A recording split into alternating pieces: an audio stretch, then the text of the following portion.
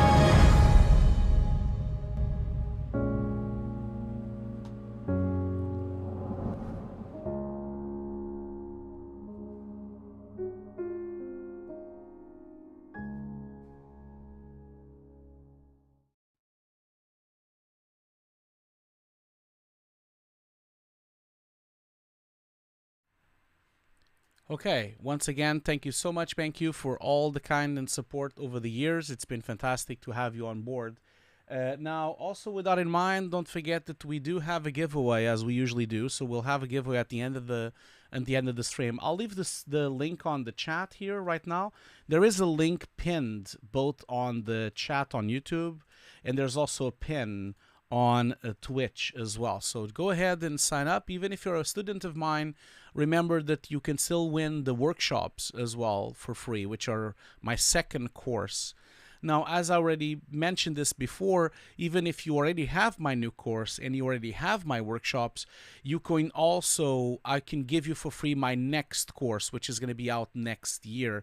My new course is about on-set supervision, and so you'll get that course for free if you win and if you're already a student of mine. So just let me know, and I'll roll the dice, and then we can go through from there.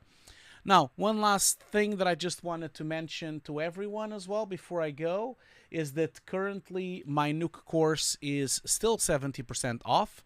I am planning to keeping it that way for a couple of more weeks, since I had a lot of people requesting that would happen. So if you're interested in my Nuke courses, both of them are 70% off right now.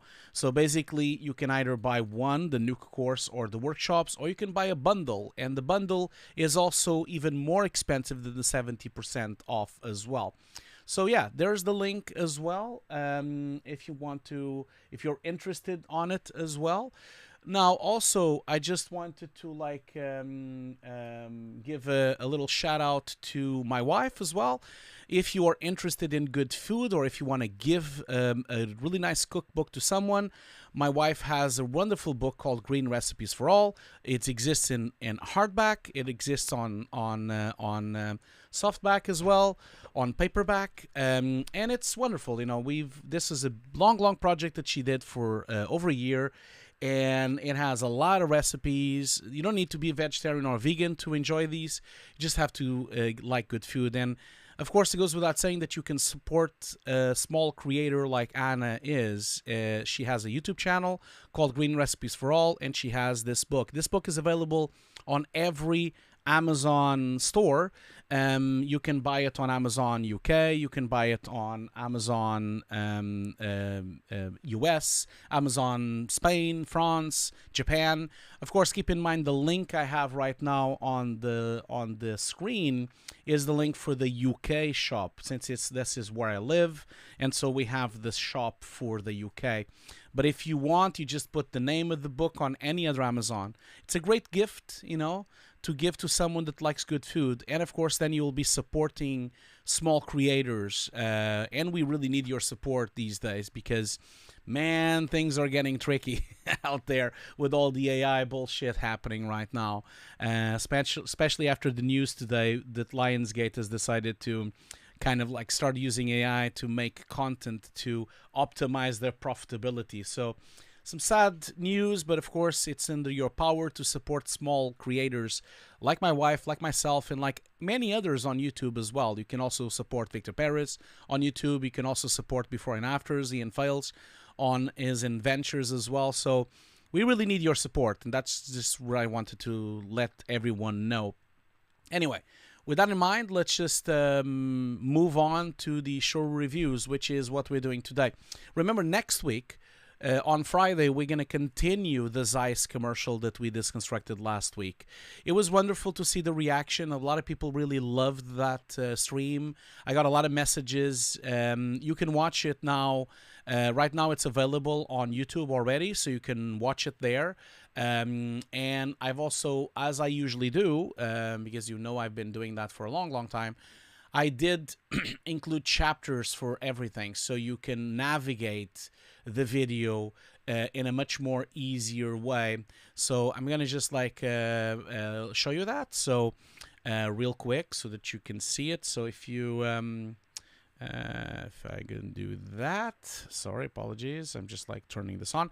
So if you go to my YouTube channel, you can go to live, the tab of live, which is the tab where I have all the live streams, including the live stream we're doing right now. This is where you see the future live streams and also the old live streams. This is the live stream I'm talking about, the Hugo Disconstructs 9. And so, you know, of course, the commercial is now going to go on, of course, as usual. So this is all available on YouTube right now, so you can rewatch the stream from last week. And we're going to continue Disconstructing this Zeiss commercial next week on Friday. You can watch it by replaying the chat. It's all available here. But the cool thing is that it has chapters. You see, I've actually went ahead and you can go immediately just to the breakdowns. You can go into the on-set photos from Anna, or you can go into the disconstruction itself. And especially you can actually just go in here and, for example, go through the Nuke script, which is what we started last week. So next Friday, next week, we will continue part 2. I believe there will be 3 parts for this stream for us to disconstruct this shot. And then the disconstruction streams will continue, of course, every 2 weeks. So remember, every Thursdays we do showreels. Every Friday is now a new schedule. We do the disconstructions of Nuke courses, of Nuke Studio and Nuke shots. Okay, so with that in mind, I've talked enough. I'm going to just bring in our first contestant for the showreel reviews. So keep a quick note that I will not be using cameras on this showreel review. So I'm going to just tell the people that are going to come in to the showreel review that we're not going to use cameras anymore, because now I'm streaming both on YouTube and both on Twitch. And so I still haven't figured out a way of having the camera being shared to the person and also being able to process and to share both streams at the same time. I only have 2 video cards, and so I'm already using 1 video card for YouTube and 1 video card for Twitch. I would need a 3rd video card for me to be able to actually, have a second viewing with the camera. So just keep that in mind. Okay. Apologies for that. A bit under the weather. Apologies for that. So I'm going to just bring in Nicolas here. So hopefully he can hear me. Can you hear me, Nicolas? Yeah, I can hear you. Great. So I'm just going to go ahead. I was just telling the chat that we are not going to use cameras. I hope that's okay with you. Yeah, no problem. Okay, cool. So I'm going to just minimize a little bit the sound here. Just a second. -3. So master would be, yeah. Okay, cool. Yeah, could you go ahead and just say something so I can see the levels? Great. I don't know. That's good. That's good.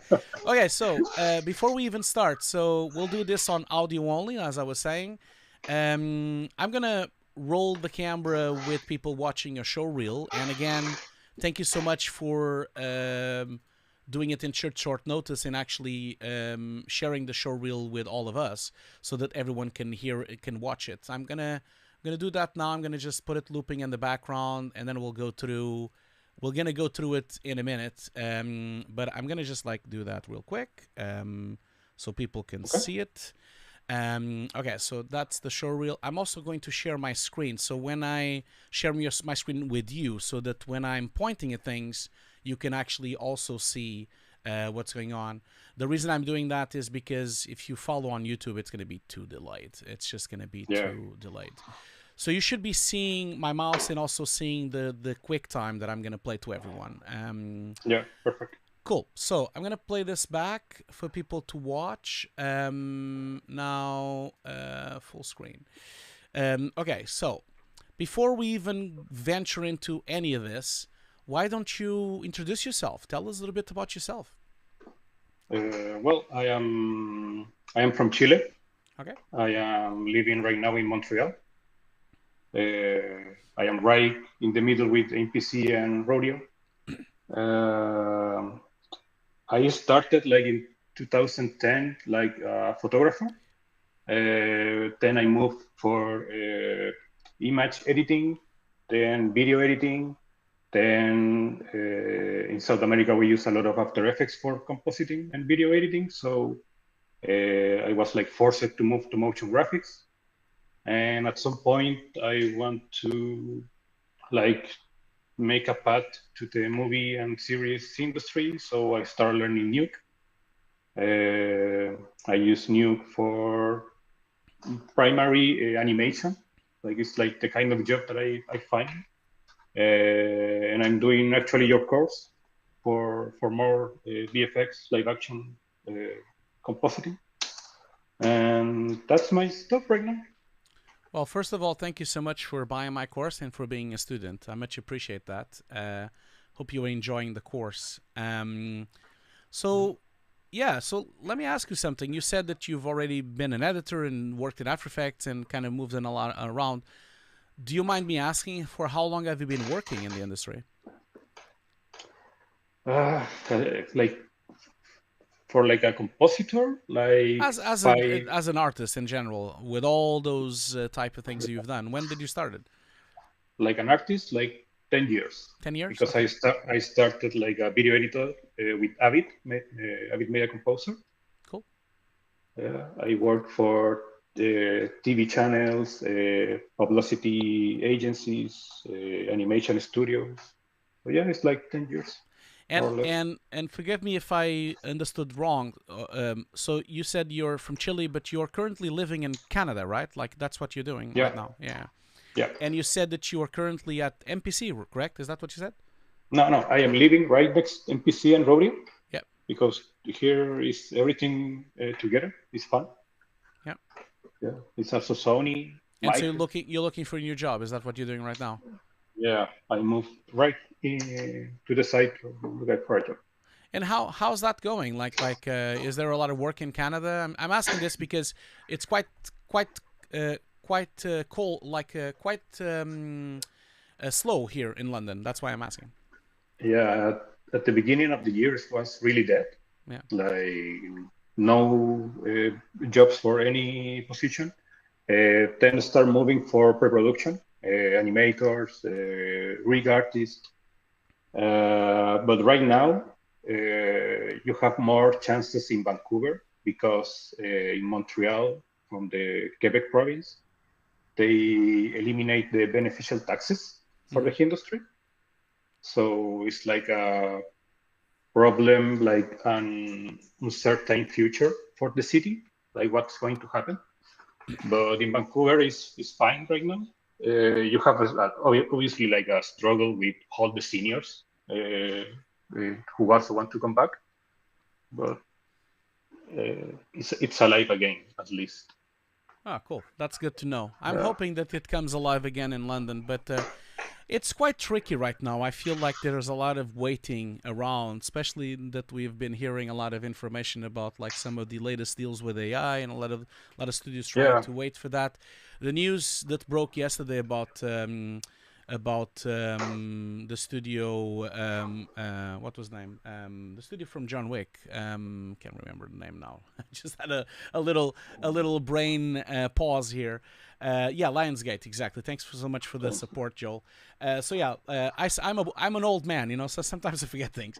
So yeah, Liongate's decision to incorporate AI into their pipelines is a bit troublesome, at least for me. I believe that hopefully this is just a hype and a bubble bursting, but I hope that all the other studios don't start doing that as well. So it was quite troubling to hear those news yesterday, but hopefully things can move forward a bit more, and we can start using AI and machine learning to our benefit, and not really to the destruction of our jobs. So, cool, man. Well, thank you so much for that introduction, Nicolas. So, just wanted to say that your showreel is really good. It's really nice. I think you have some really good work here. So, I understand that some of these shots are from courses because I recognize some of the shots. But some of the shots later on the showreel, they are actually from productions, aren't they? Yeah, the animation ones are from productions. Apologies, just sneezed. Apologies for that. So let's just go through it shot by shot. So first one, keying, matte painting, CGI integration, camera projection. I think both this shot and also the next shot as well, these are all from the compositing course, isn't it? Yeah, I'm from another school. I don't know if I can say the name. Yeah, I think it's called Compositing Academy, I believe. I think that's the name of it. I can't remember the top of my head, but I think so. So that's all from the course. And then this is the animation stuff that you're talking about, right? So these are from real productions, correct? Yeah, that one is from a publicity for Christmas season for a store. And the next one is like a film from Chile. Okay, cool. And so you were mentioning that you do a lot of animation and a lot of compositing and animation. Is that where you are trying to aim your, like you're basically aiming your showreel to that? You're trying to get more work like that, or do you do anything? Like what's your preference?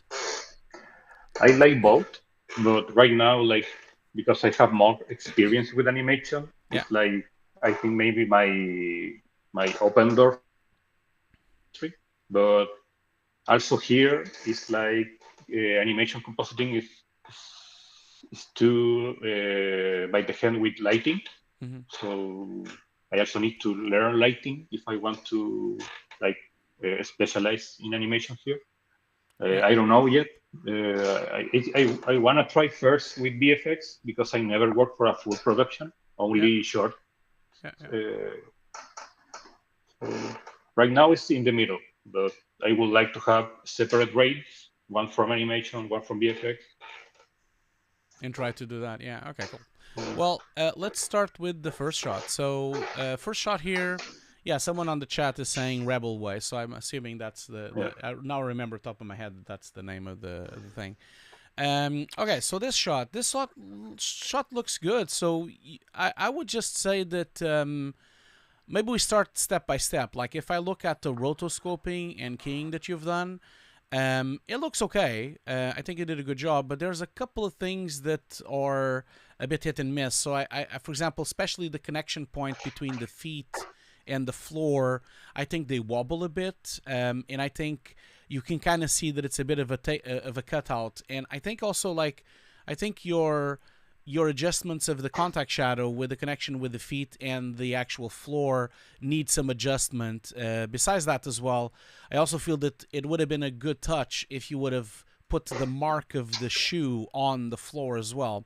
And I understand that that might be Oh, more tricky, but that would have give a lot more believability to the shot, because at the moment it looks a little bit like he's floating a bit, and his contact shadow is just not very realistic at this time. And also the floor kind of looks a little bit moist, and so I would feel that it would have moved a bit, and that could have been done in a few ways. You could have maybe morphed a bit the floor and then maybe comped in the shoe sole just on those places so that you would keep some, and that could have been done. For example, you could have put like a card on the floor, did a projection, and basically use a bit of displacement to get those shoes soles to actually displace a bit of that floor. It wouldn't be photoreal, of course, but I don't believe you needed to go to 3D to do that. I think you could have probably do it a bit in comp anyway. So that's like yeah, yeah. my nitpick with the feet. I think the rest is okay. I mean, the keying and roto of this is quite simple because you know he doesn't have hair. It's a quite simple move. He's not moving much. I think you did a good job. There might be a few moments here that the strap on the backpack becomes a little bit too thin, and then it becomes a bit sharper. So there might be maybe you go back and look at that strap and try to see if there's anything that you can do to try to recover a bit more of those edges.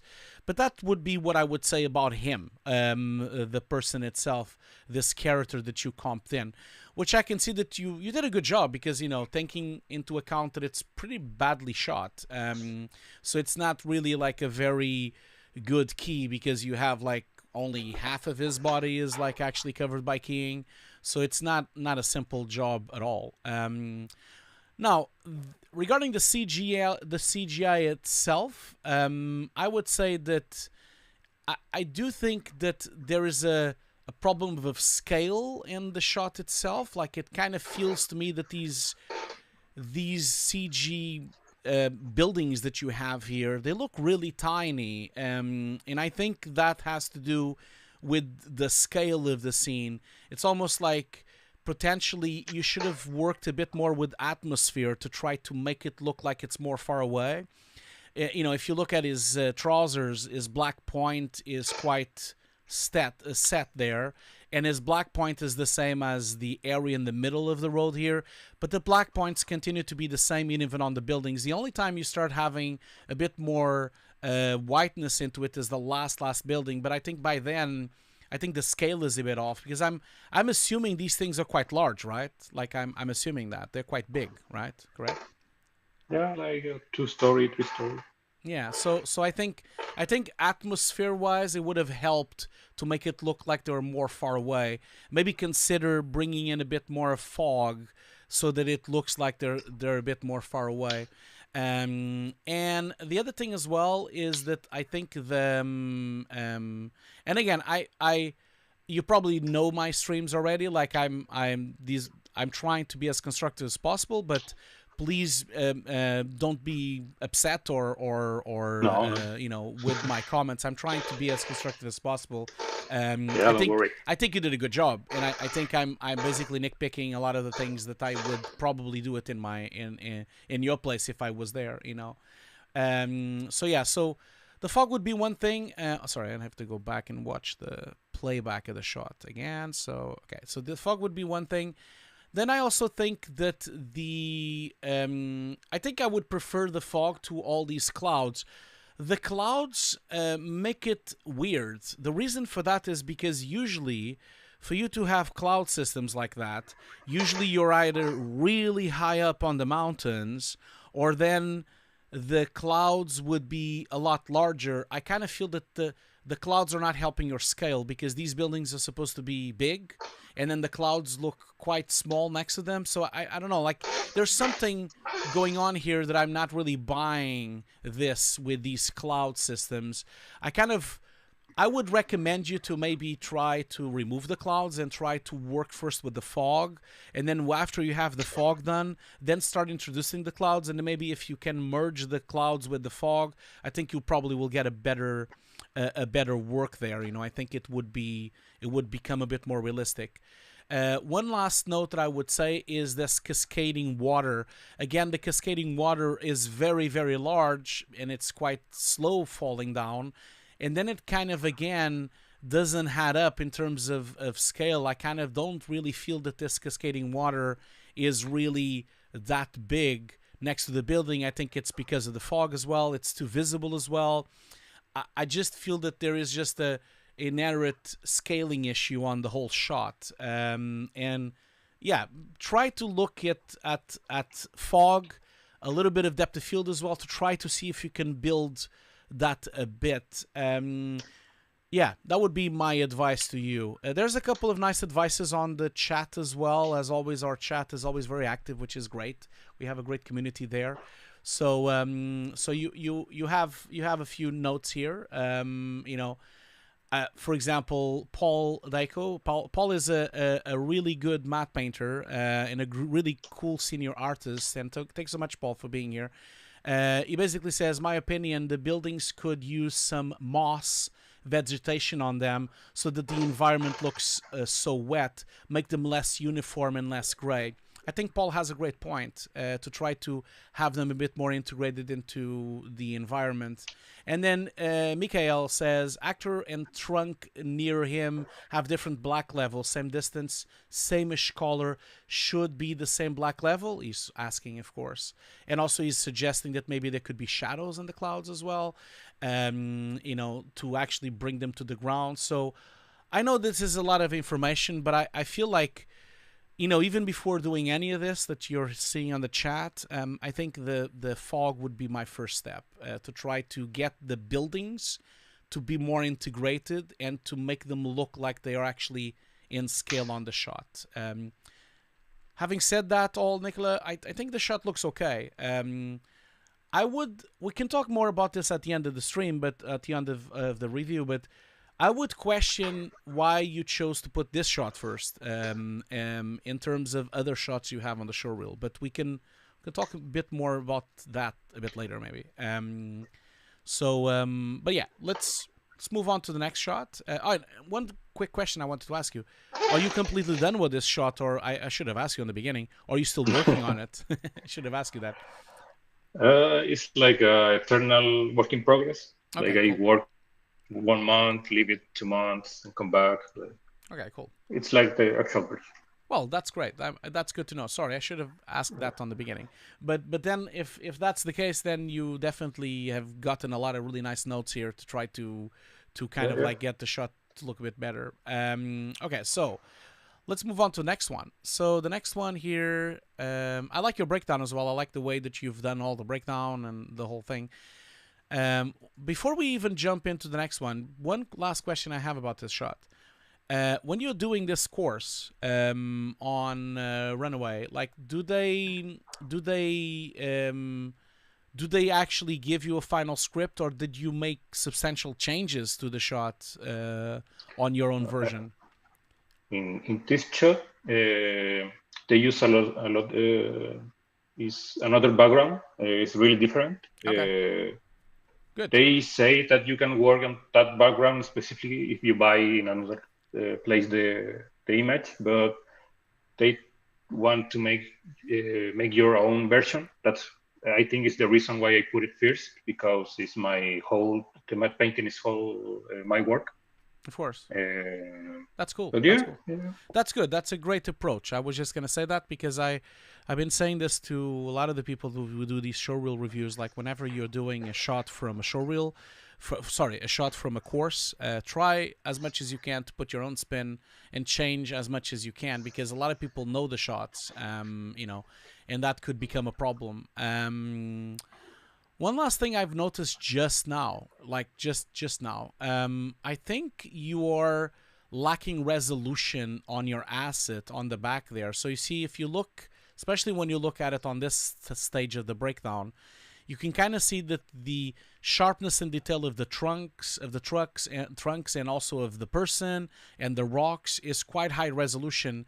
But I feel like you have a lot of JPEG compression happening on the mountains and a lot of blur and JPEG compression artifacts on the actual hill where you're having the CG, and kind of like brings a bit of lack of detail, especially in this area here on this first hill that goes up, and then the hills on the back there. So maybe try to check on your comp if you have enough resolution, or if you by mistake resampled or rescaled something where you shouldn't have done, or just check if the asset that you're using has the resolution enough for this shot. Because if, you know, for example, if you're doing a 4K comp, then this asset needs to be at least 4K for it to hold up, you know. So it kind of looks to me that the resolution is a bit lacking on that asset, on that mountain that you have there, you know. Yeah, I remember it's 4K, so maybe I make some mistakes at some point. Yeah, have a look and see through your script to see if there's anything that happened through the process, and maybe that it's produced a bit of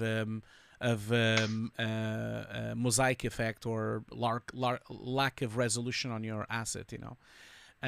Okay, cool. So let's move on to the next shot. So this shot here, actually, in fact, yeah, tell me a little bit about this shot. So this shot is also from the course, right? Yeah, it's also from the course, and I really don't like it too much because they don't. The shot itself doesn't have too much to put from your own.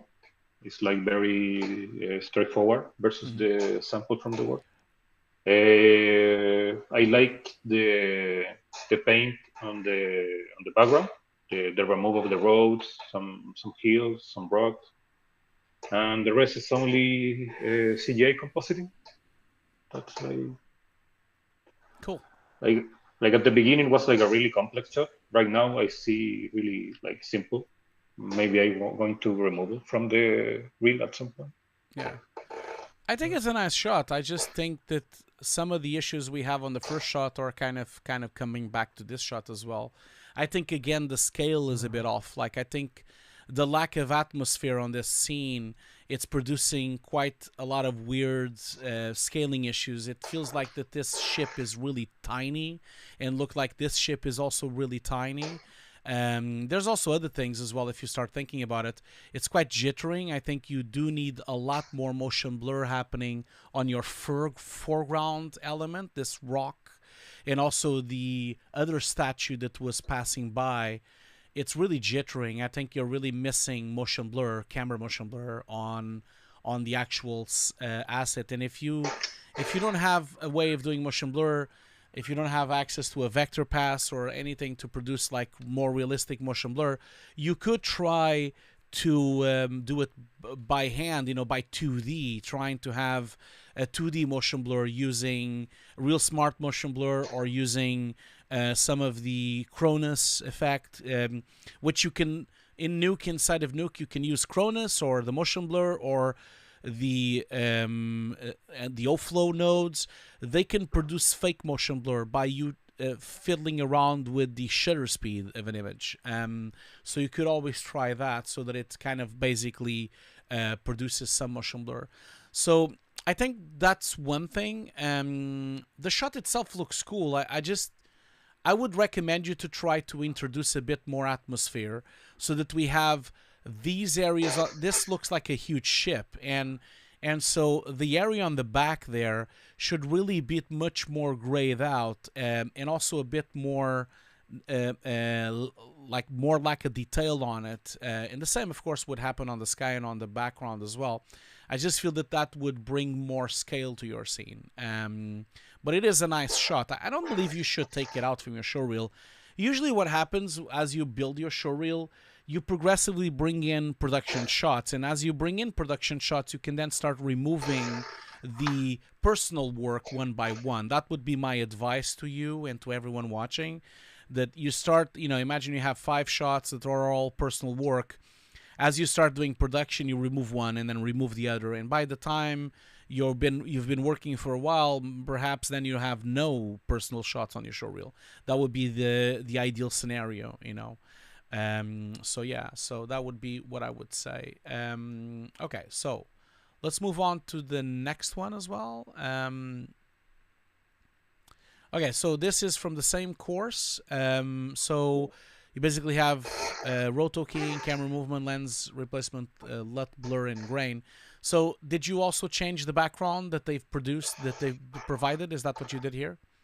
Yeah, in the course was like mountains. I want to do it in a more like urban style. Yeah.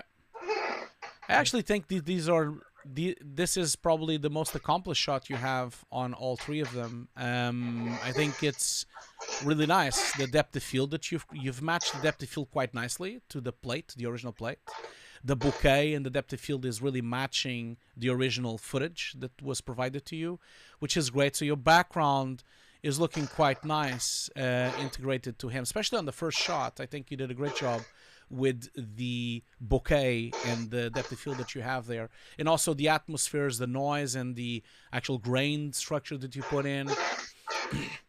If anything, I think this is also something I could say for the other shots. I do believe that you could push the light wrap a little bit further on all of these 3 shots, and not for it to be fake, but I do think it could have a little bit more light wrap so that you have a bit more blooming coming from these bright areas, blooming into the image itself, but also on top of this robot or whatever he is. The other thing as well that I would say is that the matte painting that you have on the background, it's very subtle, but did you do any type of projection or parallax projection on the floor, or is it just a still? I used one card from the floor and another for the background, but it's the same image. Okay. And is that card actually like rotated on the floor, and actually you're projecting on that card, or is it not doing that? No, in this one is rotated. And the other shot was projected. Okay, cool. It might be that it's not enough for the parallax to be apparent since he's not walking that much. It could be that. But I still think that these shots look quite nice. So I feel like it would be these two are actually quite better than the other ones. So yeah. Okay. So let me just go back and check again. I missed anything. Did a good job with the roto and the keying. I think that's good. You have nice edge going on the first shot. The second shot, he looks a bit too much edge blurred. It looks to me like you've went a bit too far Just look at the original one. Yeah, so if you look at the original footage here, kind of looks like it's quite sharp, the strap and the edge of his body, and also the arms, and also the backpack. And I think you went a bit too far with the edge blurring that you have on his lower body part. So maybe tone that down. You know, so I would say that. Yeah. Perfect. Okay, cool. So, is the blue noise only on the stream? Oh, okay. Sorry. Are you watching? Someone on the Twitch chat is telling me, is the blue noise only on the stream? Are you talking about, is the stream having some kind of noise problem, or are you talking about the blue noise from the shot? I think that's the blue noise that you have here, that's aesthetical choice, isn't it?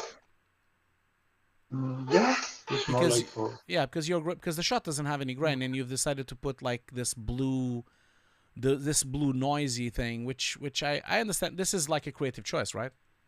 Yeah.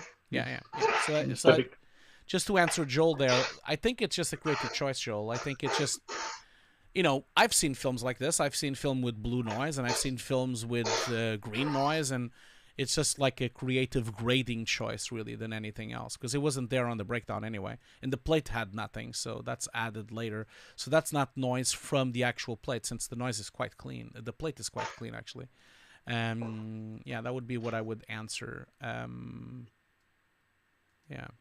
Some people on the chat, like Nub is saying on the chat that he thinks that is a bit crushed on contrast on the lows. I mean, yeah, sure, it's a bit contrasted, Nub, for sure, but I think it's a choice as well. It's a great choice. Not that I would say that it's better or worse or not worse. I mean, we've seen films with contrast. We've seen films without contrast. These kind of things are a bit of a choice of the creator, really, and the director as well, working on the project. So, yeah. So I would say that those things are just like choices, really. Okay, so have no bearing on the quality of the shot, I believe. Okay, tell me a little bit about this CG thing. This is a commercial, isn't it? Yeah, this is like really the one that I wanna remove. It's like I like it, but I remember that it's like half After Effects, half Nuke. Like it was like a complex production. Yeah. I understand that. I understand yeah. that, because it's not. I understand what you mean, because it's not like, you know, we've all been there. Like commercials sometimes are a bit, they suck a bit sometimes. So, you know, but it's production work, you know. Like I don't think you should. Everyone knows when it's a commercial that a lot of times we have nothing to do with the final output, you know.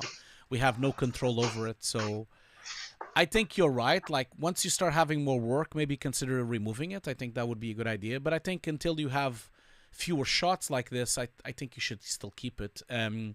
You should make it clear that it's a production. So I would maybe tell you that maybe to write down what commercial it is, so people know that it's like a commercial, you know, so that they don't think that this is like a personal shot that you've done or something, you know.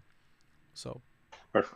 Yeah, I think you should differentiate this from the other shots, because the other shots don't say anything, which I also would say that in my opinion, I would have written what course it was, so that everyone is aware that this is from a course and that they know which one it is, so they can go and check the course and check if you've done different shots or if you've done just the same shots. So I would definitely, in a personal note, if I was you, I would have put the name of all the productions, like which course it is, and then I would have put the name of these commercials. Regarding notes for it, I really don't have anything to tell you. I think you know exactly what's not working on these shots. You know, I think, again, these are productions done for a commercial. I'm sure they were happy with it. Obviously, you know, the depth of field looks a bit weird, and the particles look a bit weird, and the fur looks a bit weird. But all these things are not something you can do anything about, you know. So I don't think it's a big deal.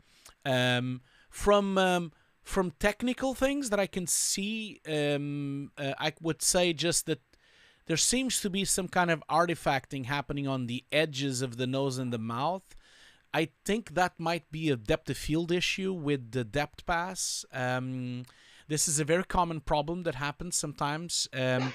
This is fixable in Nuke when you have either renders in separate layers like foreground and background, or if you have a depth of field pass for each, and then you can do edge extensions to fix those edges.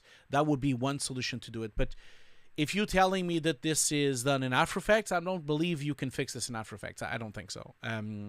So these edges problems with the depth of field, I'm assuming this was all rendered in one layer, right? Yeah, this one, yeah.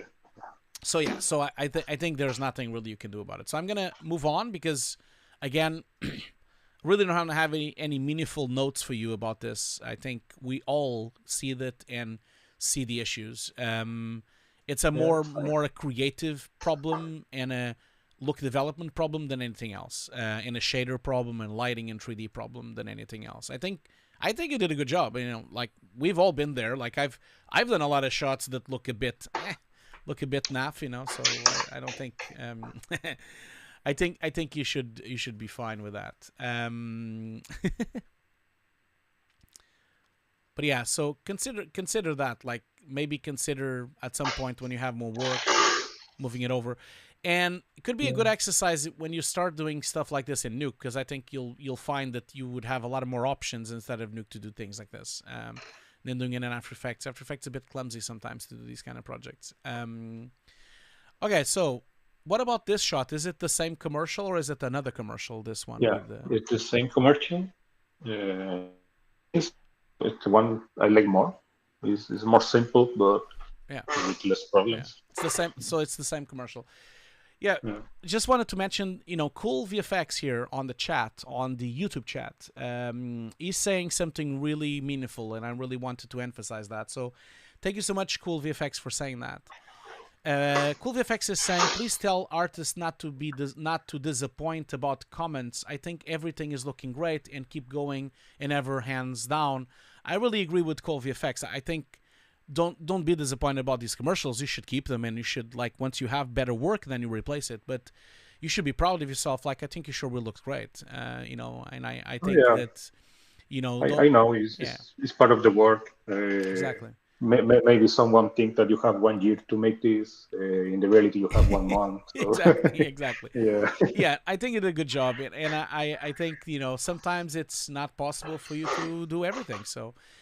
I think this shot looks good. Again, it's a commercial, so I understand that potentially there's not much you can do about like some of the feedback and the timing that you get and the lack of time and production. I mean, looking at it, not that it's your problem because you just did the compositing, but I feel like from a CG point of view, like if I'm sure the client was happy, but there's a lot of lack of detail on this shot, especially the feather. It looks like it's not shaded. The wood looks all the same. The furniture looks all the same. It looks all very generic, and that's really not going to help your comp. So that's the bigger deal with this problem. But it looks okay. I think the lighting looks nice and crisp. If you're telling me that you did the background matte painting, I would say to you, though, it looks very strange that the matte painting outdoors, like the outside, is looking so dull and dark, almost like it's about to rain. And then inside this room, there's like, it's almost like it's a really strange lighting happening outside. I would have, if you had the chance, I know that clients are clients, but if you had the chance, I would have definitely blown out more of the lighting outside so that it would have been brighter outside. Also, I would say that from a perspective point of view, it is a bit weird that we're seeing mountains, and in fact, by this perspective, we should be seeing the floor instead of seeing mountains. Unless this building is like on the 10th floor. I don't know if it is, but like if it's on the 10th floor, maybe then we would see that. But it just looks to me like that there's a few problems with that. But hey, I can't judge much because I know this is a production, and I'm sure they were happy and they told you to do this, and so I can't really say much. But But what do you think about that? Like, did you had no chance to do any of that, or how was it? No, I have to be honest. Maybe in the moment I have the chance, but for the, I don't know, tiredness or the fast deadline, I don't know, something happens. Yeah, of course. But yeah, the perspective is wrong. I agree with that. But yeah, it's what it is right now. Of course, no. One advice I would give you and also give everyone on the chat, as a lot of you know, I've worked in commercials for a very, very long time. It's been like 20 years now. And especially when I was having clients next to me at the mill and also at Fire.Smoke and also at Sony, when I had them next to me, like now I don't have that problem anymore because everything is remote. So I'm just like, we could be on the Zoom call, but it's a bit different because I can switch off, or I can like say, oh, the connection is breaking up or something like that. But what I mean is like not that I've done that, I will never admit that, but I'm just joking, of course. But what I'm saying is that sometimes it depends the client. I've been in situations where I try to suggest something to a client and they are so furious for my suggestion that I will then shut up and not do anything else. But sometimes, and I'll be honest, in my career, I think I've had more of the latter. I feel like a lot of times I suggest something and they are open to it. And then they see it and then, oh, that's nice. That's much better now. So don't be worried about that. Like, try to suggest things and try to bring whatever you can to the shots and then see what the feedback is. If they're a bit of a dick or a bit of an asshole, then you know your position and you're like, oh yeah, well, fuck it. Like, you can have this and I don't care. Just pay me. But if they are open to it, then, you can get to be paid, but you also get to enjoy and get a nice shot on your show reel. So my advice to everyone would be to try your best to bring the best to the shot and try to explain calmly to the client, okay, maybe we could try this. The perspective is wrong, or this or that, or should be more light there. And you'll see, you can gauge their interest on what you say. If they are not positive about it, then, I've been on those situations. Fuck it. You want this? That's fine. Here you go. You have it. So just consider that. Yeah. Usually when I have time, I make the client versions, and I also, for example, from one shot, I make his changes, and I also make my version with my idea of what it could be better. Yeah. And usually they agree that when they see it, like they have like this problem, they cannot visualize the ideas. Yeah. So you have to be like really straightforward. Yeah, and sometimes you have to do the whole thing first, and then they'll know it when they see it. I know that that happens all the time. I know that, and sometimes you can't afford to spend so much time on that. But hey, it's all about management. You can manage as much as you can and try to, try to navigate this entire situation as best as you can. There's nothing wrong with that. Okay, so let's move on to the next shot. So. It doesn't say anything. So what is this? Is this also a commercial or something? It doesn't say what you've done as well. So yeah, this is a film, like a 50 minutes film. No more, like 40, I think. Cool. It's how doing Nuke, even the lighting. We have like some basic passes from the render artist. And we make the relight with normal passes, the position, and this is it. These shots look great. So is this out already? Is it like, you said it was a 15 minutes film, right? Yeah, it's in YouTube. It's called Frontera. I'm going to put it in the chat. Yeah, please do. We would love to please do share it. We all would love to see it. I'm going to also open up the chat and hopefully you're putting it on the chat on YouTube. Is that what you're doing? Yeah. I'm not entirely sure you can put links on the chat. I'm not entirely sure. I think I have that switched off because we had issues before. Maybe you can. But maybe then just send it to me. You have a chat on the there's a chat on the Google call that we're doing right now. Yeah. So you can share it there, and then I can post it to everyone. I had to remove the ability to do links because I had on the beginning when I was doing the streams there was so much porn on the chat, you don't even imagine. And so I removed the ability to put links, so only a few people can put links. The short film is this one. I'm gonna put it on the chat. Only my so I'm putting it there, and both on Twitch and also for people to check. I'm gonna open it as well, so that we can watch it a little bit at least, not the whole thing, of course. But yeah, okay. So, were you the sole composer on this, or was it a big team? How I'll put it on the screen so we can see it. We start 2 compositors, and I was the junior. It really was my first job with Nuke, and then we had like 2 more compositors at the end of the production.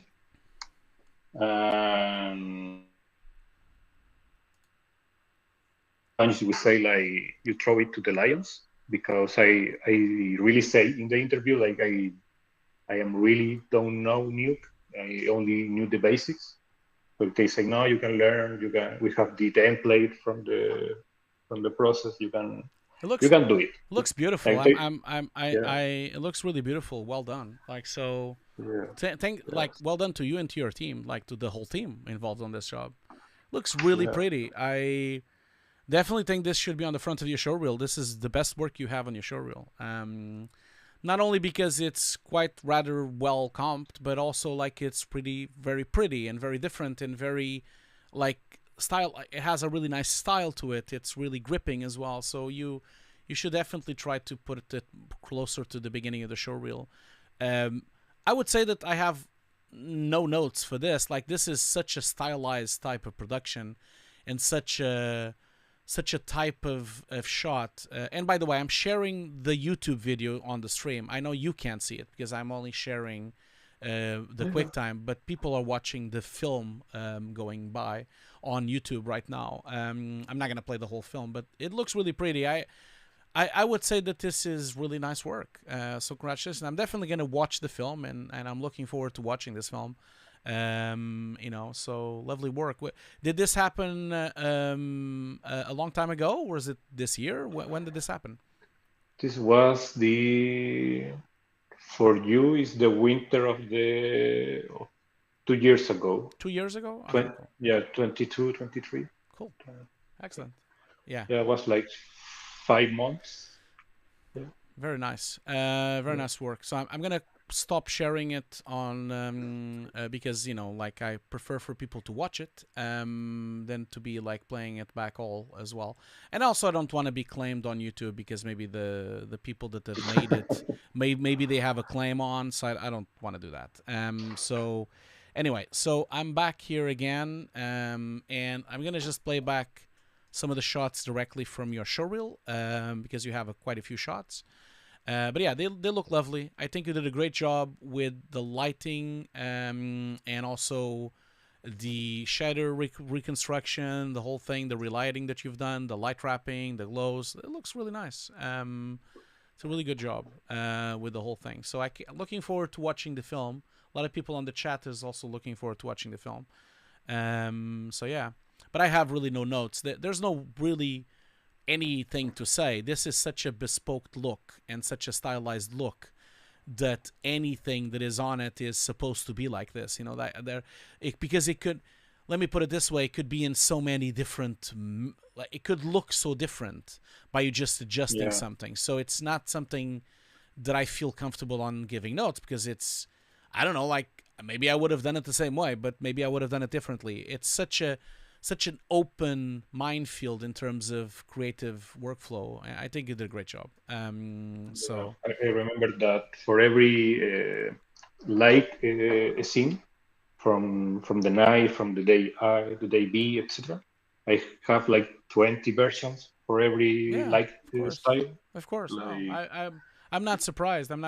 This is the kind of project I've done so many of these on my career. Like especially as you as some of the people that watch my streams, they know that majority of my productions are stylized.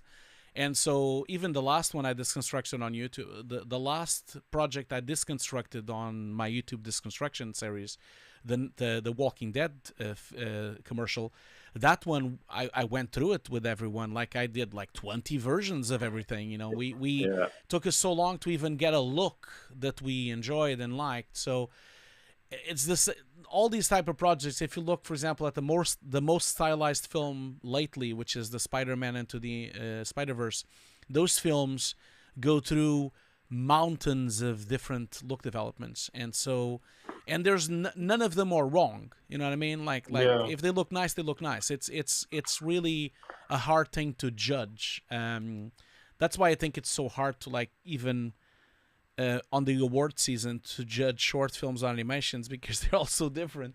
It's really difficult to do that kind of stuff. Whenever I'm a judge on the Visual Effects Society, it's so difficult for me. The animation categories are the most difficult for me to judge, because they are so open, like depends on really your taste, really. It doesn't really, has nothing to do with the way it was comped. It's a taste thing, you know, so... Cool, man. That's the fun with animation production. Yeah, you can really like explore what you can do in Nuke. Yeah. Like you have a lot of same ways to do the same and have so many results. And like you say, everyone is happy with everyone, so it's hard to choose. Yeah, absolutely. One thing I would say that on your showreel, between this shot and the next shot, you have one frame of another shot, so maybe just fix that. You see, you have one frame of another shot. Well, actually, 2 frames. It's 2 frames. So maybe fix that. That would be nice, I think, because it's a bit distracting to just have that flash there. So I would definitely fix that. Okay. Now that we've done the review, I just wanted to mention to you that I think, looking back, I kind of feel that you have some work to do on the first shot. I think you have some work to do on the second shot as well. I think the third and fourth shot, they look fine. I think they are okay. And then these are commercial works. I definitely think you should name them and put what commercial it is. Or maybe put the commercial name in the agency you worked for or something. And then the same goes for this short film as well. I think you should name the short film as well. And I would definitely put the short film before everything else. Now, I understand that you're trying to do a compositing showreel. Now, if you're doing a compositing showreel, then if we're gonna talk about that, you're missing a lot of things. Like for a compositing showreel, you're missing green screens with hair, with more like rotoscoping shots. You're missing cleanup shots. You're missing a lot of the backbone of compositing, which is cleanup, lighting, like cleanup, keying, rotoscoping, and integrating CG into footage. So you're missing a lot of that. So if your showreel is more aimed to animation, then you're definitely on the point there. So consider that, because this is really not a compositing reel, what you have here. This is more like a CG compositing reel almost. So you're missing certain shots that would open the doors for you to become a compositor, if you even want to be that, you know. So if you just want to focus on animation, then you should like really focus on that and just present that.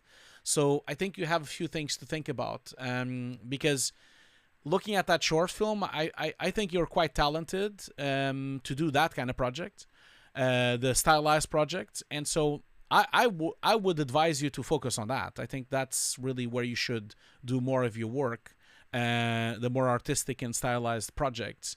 But of course, I know you have to pay the bills, so you should, of course, do everything. But I just feel that be careful when you send the showreel, because the studios are really looking for specific knowledge. And so if you're applying for compositing, it's going to be tricky for them to take you seriously, because you don't have compositing shots really on this showreel, except the ones from the course that you have there. So you're missing quite a lot of very high-end compositing types of jobs that you should have on your showreel. So be aware that you might be disregarded because of that. You know, like just be aware of that. That if there is like 20 artists applying for a job, they won't even consider the beautiful shots of animations because you're missing some core skills of compositing, you know. So I think the decision is now yours. Either you want to go all in on that and have a roto shot and a green screen shot and a keying shot with hair, or you just skip all of that and just focus on animation and CG and that. So I'm not going to tell you which one you should do. I feel like you need to figure that out yourself, of course. But consider that maybe those are two pathways, and maybe you want to consider having two show reels and then applying for different jobs, you know, depending on what you're applying to, you know. Yeah, I think that that's like my goal right now. I Yeah. wanna finish your course, have some material from that course, some personal work Yeah. from stuff recording by myself, and have a full VFX compositing reel, and then move all the stuff to an animation CG compositing. Yeah. Absolutely. I think Uh, that's a good idea. but That's a good idea. yeah, And for the shots that are missing, they're not that complicated either. They don't need to be finished shots. You just need to have roto shots where you see the shapes and you see how you've progressed the shot. And there's nothing wrong with you using ML tools. You know, you could use machine learning tools to do those shots, and it doesn't really matter. Everyone is expecting that to happen anyway. Especially the machine learning tools and also the latest developments on Boris with the keying, with the rotoscoping done with machine learning support. Everyone is doing it, so you should just definitely use that to your advantage, and then show the shapes and show how you can rotoscope with that, and then do some cleanup and then do some keying. Yeah, focus on that and try to fix some of these issues here. And someone on the chat was mentioning something really important. Nub is actually mentioning, if you did roto for these shots, these first shots you have here, then you should show it, because he is right. You don't really show the rotoscoping. It would be probably a good thing for you to show the white mask that you've done for this dude, both on this shot, but also on the other two shots, so that they can actually see the alpha that you created. I know it's not a pretty thing to have in a showreel, but you can have it just on the compositing showreel. You can skip it on the other showreel, you know. So you could probably do two versions and variants of this, you know. yeah, perfect. Cool. Well, Nicola, is there anything else that you want to talk about, or should we leave it for now? No, I have a really good idea what I can improve. Thanks to the chat also. I read all the comments. Cool. And I'm going to try to come back at the end of the year, maybe beginning of the next one. Yeah, please do. You're always welcome here. Yeah. Just contact me. You'll have my contacts from the course, from Discord. You can always rewatch this. I'll be publishing it on Monday with the chapter, so you can go to your chapter specifically and you can watch the chat again on replay. And yeah, you're always welcome. Thank you so much for joining, and thank you so much for booking your appointment with me. It was lovely to see your work.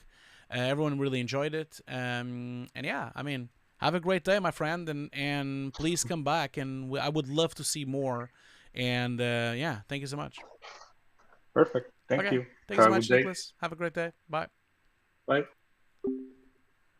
Okay, that was awesome. Thank you so much, Nicolas, for joining and showing your wonderful work there. Yeah, so I think we are then ready for the next reel. But before we do that, as always, we have a responsible stream here. And so we're going to do a break. We're going to do a 10-minute break. You can time it if you want. I'll be on for 10 minutes on a break. During the break, you'll have the chance to watch the BenQ commercial again, which are the sponsors of this stream. Thank you so much, BenQ, for supporting that. Also, you'll have the chance to watch the trailer for the Green Recipes for All book that Anna has made. Please consider checking that out. And I'll be back in exactly 10 minutes. I'll time it as well. And then we will continue with the last showreel review of the day. So don't go anywhere. We still have the giveaway to go. The giveaway link is on the top of the chat, of both the chat on Twitch and the chat on YouTube as well. So I hope to see you all very soon. I'll be back in exactly 10 minutes.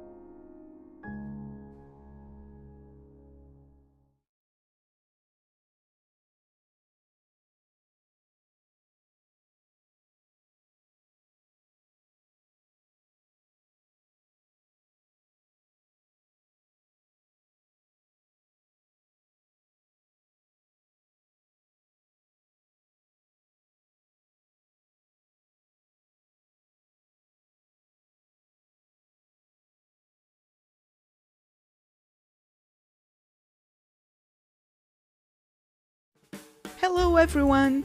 I'm super excited to give you a glimpse of my first cookbook, Green Recipes for All, featuring over 50 dishes inspired by amazing Mediterranean foods.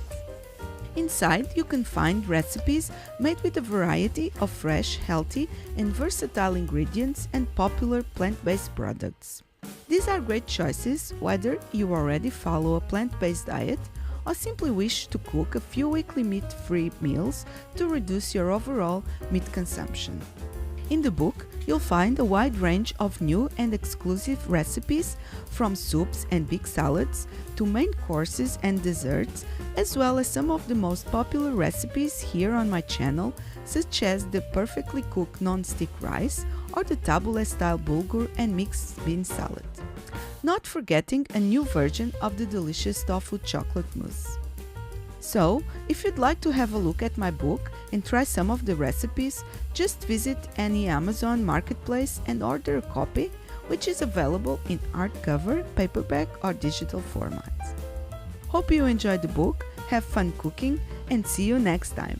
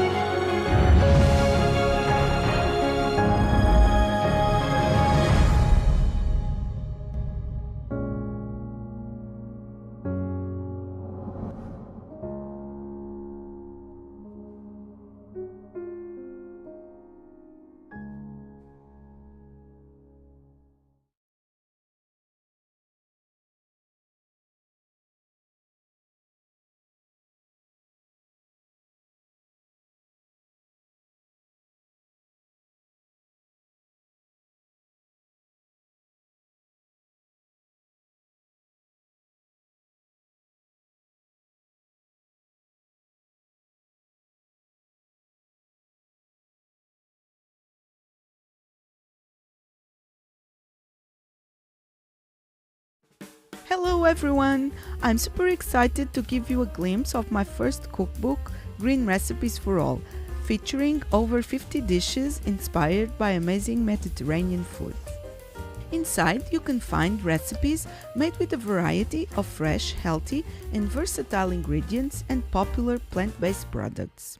These are great choices whether you already follow a plant-based diet or simply wish to cook a few weekly meat-free meals to reduce your overall meat consumption.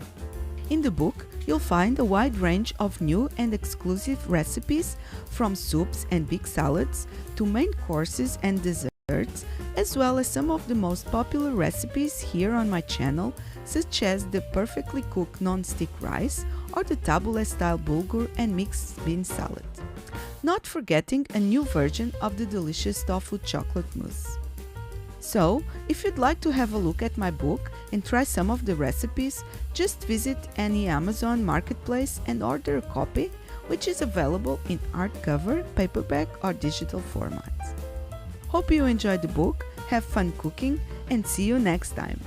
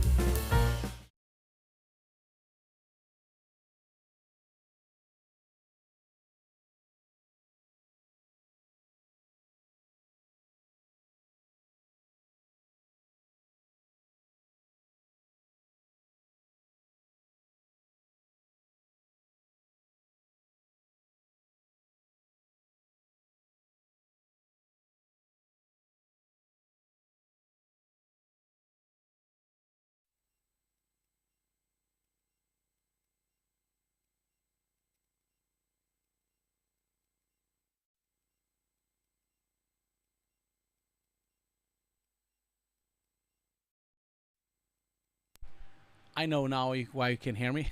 Apologies for that. I had the mute button turned on, so that's why. So, hello everyone, welcome again. Apologies if you can hear the air conditioning on the background. It's a bit warm here in London, so I had to put the air conditioning a bit up. I do apologize if it's annoying to anyone here, but yeah, so sorry for that. I hope it's not annoying enough. I checked last week. I don't think it's that noisy on the background, but it's really fundamental for me to be saying here because it's quite warm in this room because of all the computers and all the streaming equipment. Anyway, we're going to continue with the last showreel review of the day. It's not really a showreel, it's just a bunch of shots, but as I tell everyone, you can always do that. You don't need to send the full showreel. You could always just send shots or certain things. So we are going to have a time limit on this on this review. I'm going to try to make my best to be only an hour, a maximum, because I have a meeting at 6, so I can't really stay here much more than that. So you already saw that we, again, I want to thank BenQ for supporting the stream. You saw that we've run the commercial again during the break. Also, I've ran the commercial from Anna's book as well during the break. So if you want to support the small content creator, don't forget Green Recipes for All, the YouTube channel, and also the book as well. It's a great gift as well. So the links, I've been sharing them on the chat. Hope you consider supporting. I've already showed the trailer. I showed the book. I don't want to bore you with that, so I'm not gonna say it anymore. So that's fine. Anyway. So we are going to continue with the showreel. So let's move on with that. Let's call in. Again, as I explained before, I cannot do it with webcams, only audio only, because of the way I'm setting this up with streaming simultaneously on Twitch and on YouTube. And again, you can expect all my streams to now be at the same time on YouTube and on Twitch, and then you can prefer and choose the platform you want. I just wanted to mention that On YouTube, you can support my channel by becoming a member. It's only £1. And then you support the channel and your name is on the credits of the videos and on also the podcast as well that I do with Ian Files.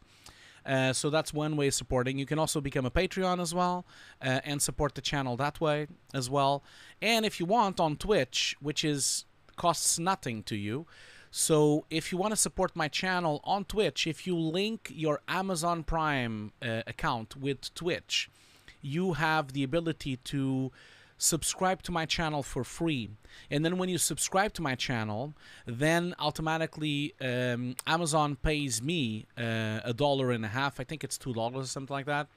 But you don't spend any money, and it's a great way to support creators like me or other creators on Twitch, and without spending any money. Because if you're already getting your parcels on Amazon Prime, and if you already have access to Amazon Prime, then it's completely free for you to support one channel per month on Twitch. So consider that.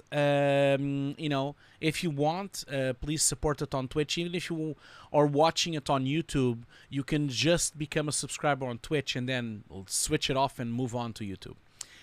Hope you can consider that. Okay, so I'm gonna connect here and see. Let's see. So, Steve, are you here? Can you hear me?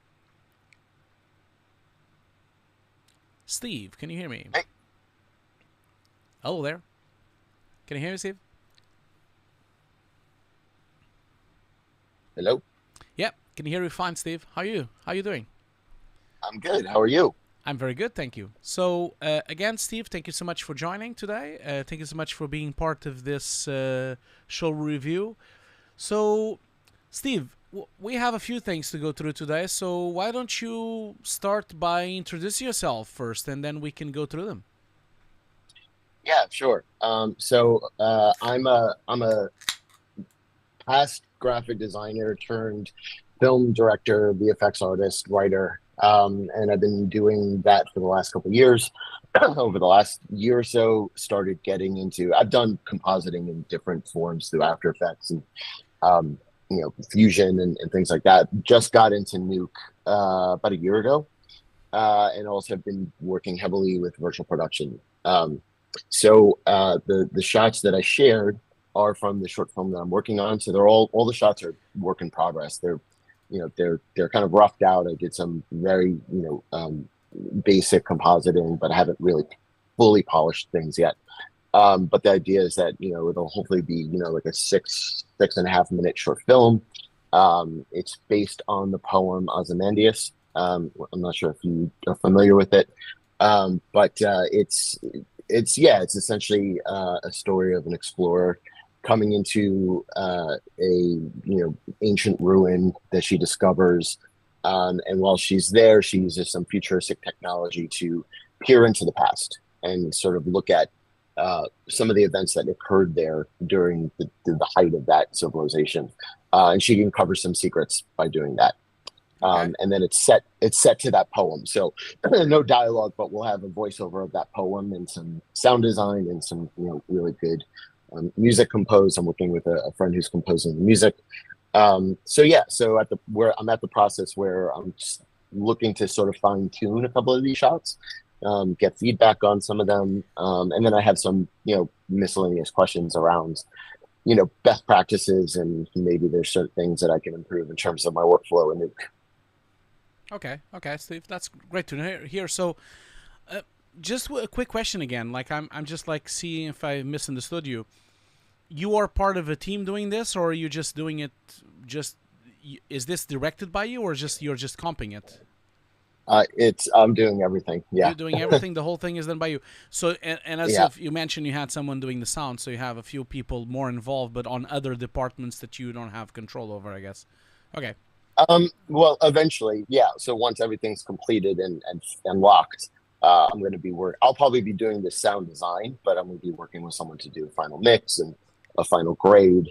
Those things I'd rather trust someone who really knows what they're doing with those elements to help me with the finishing. Okay, cool. So, Steve, I have 4 shots from you. I wanted to start sharing them on the screen for people to see. I'm going to share my screen as well so that you can see me pointing at things. And then everyone else will also see that as well. So I'm sharing my screen now. You probably see it already. Yep. And so why don't you tell me which one I should start with so that we can start somewhere. You don't have one general with all of them, right? So you just have separate shots, isn't it? Yeah, so I'm about 60 to 70% of the way through the short, and we're also doing additional shoots for some of the sequences. So what I did was I just kind of took some of the sequences that were further along in the short. So it's a couple of each. Any preference on which one we start? You can go in order. Yeah, Okay. it's basically that's the way it's set up. Okay, cool. Let's start with 80 then. So this is about 1 minute and 15. I'm just gonna roll it in the background so that we can loop it, so everyone is watching it as well, and you can see it as well on your screen, so that you can see my mouse moving around. So before we even start on this, like, tell me a little bit about this. Where is this rendered? What are the tools that you're creating to do this? How is this being done? So everything is in Unreal Engine. Well, a mix of Unreal Engine and Blender, and then live action. We did, for the actual shoot, we did simulcam. So I set up a rendering station in the studio and a live composite rig. So we were using Blackmagic Ultimats, and we were combining a temp version of the set with the actor live on set, so that me and my director of photography could figure out the lighting and make sure that the foreground plates match the set and the direction of light and all of that. And then also just to frame shots and discover what angles we wanted to use. Mm-hmm. Then once that was done, I took essentially the temp live comp. So we recorded that on the day as reference. And then I used that to edit. And then once edit was kind of roughly in place, we then I then recomped everything, doing high-end renders from Unreal Engine using Path Tracer, and then layered a bunch of stuff on top of that. So I'm doing like some sand effects and particle sims for that sort of stuff, and then obviously keying and all the other stuff is done in Nuke to combine all the elements. Okay, cool. And so cool, man. It's looking great, by the way. Like, I think you did a good job. We're only seeing one shot first, but I mean, how close are you to this? Like, is it almost finished, or are you still gonna have a lot to do? Like, how are you feeling about this? Yeah, so I think this sequence that you're showing is probably the furthest along, because it was more the testing ground. The first couple of shots were like just proving out my workflow and making sure that I could repeat it across the whole short. Mm-hmm. So I would say of them, this is the closest. I think there are some things that I need to fix. Not super happy with some of the effects that are happening yet, and a lot of the keys are still a little rough. So I have to clean up some edges, some edge work. I'm gonna play the second shot as well, so we can have an overview of everything as well. I can see those things as well, of course. That's why I was asking how much was finished and how much were you in it. So how long have you been doing this now? So I started doing like concept work and like building.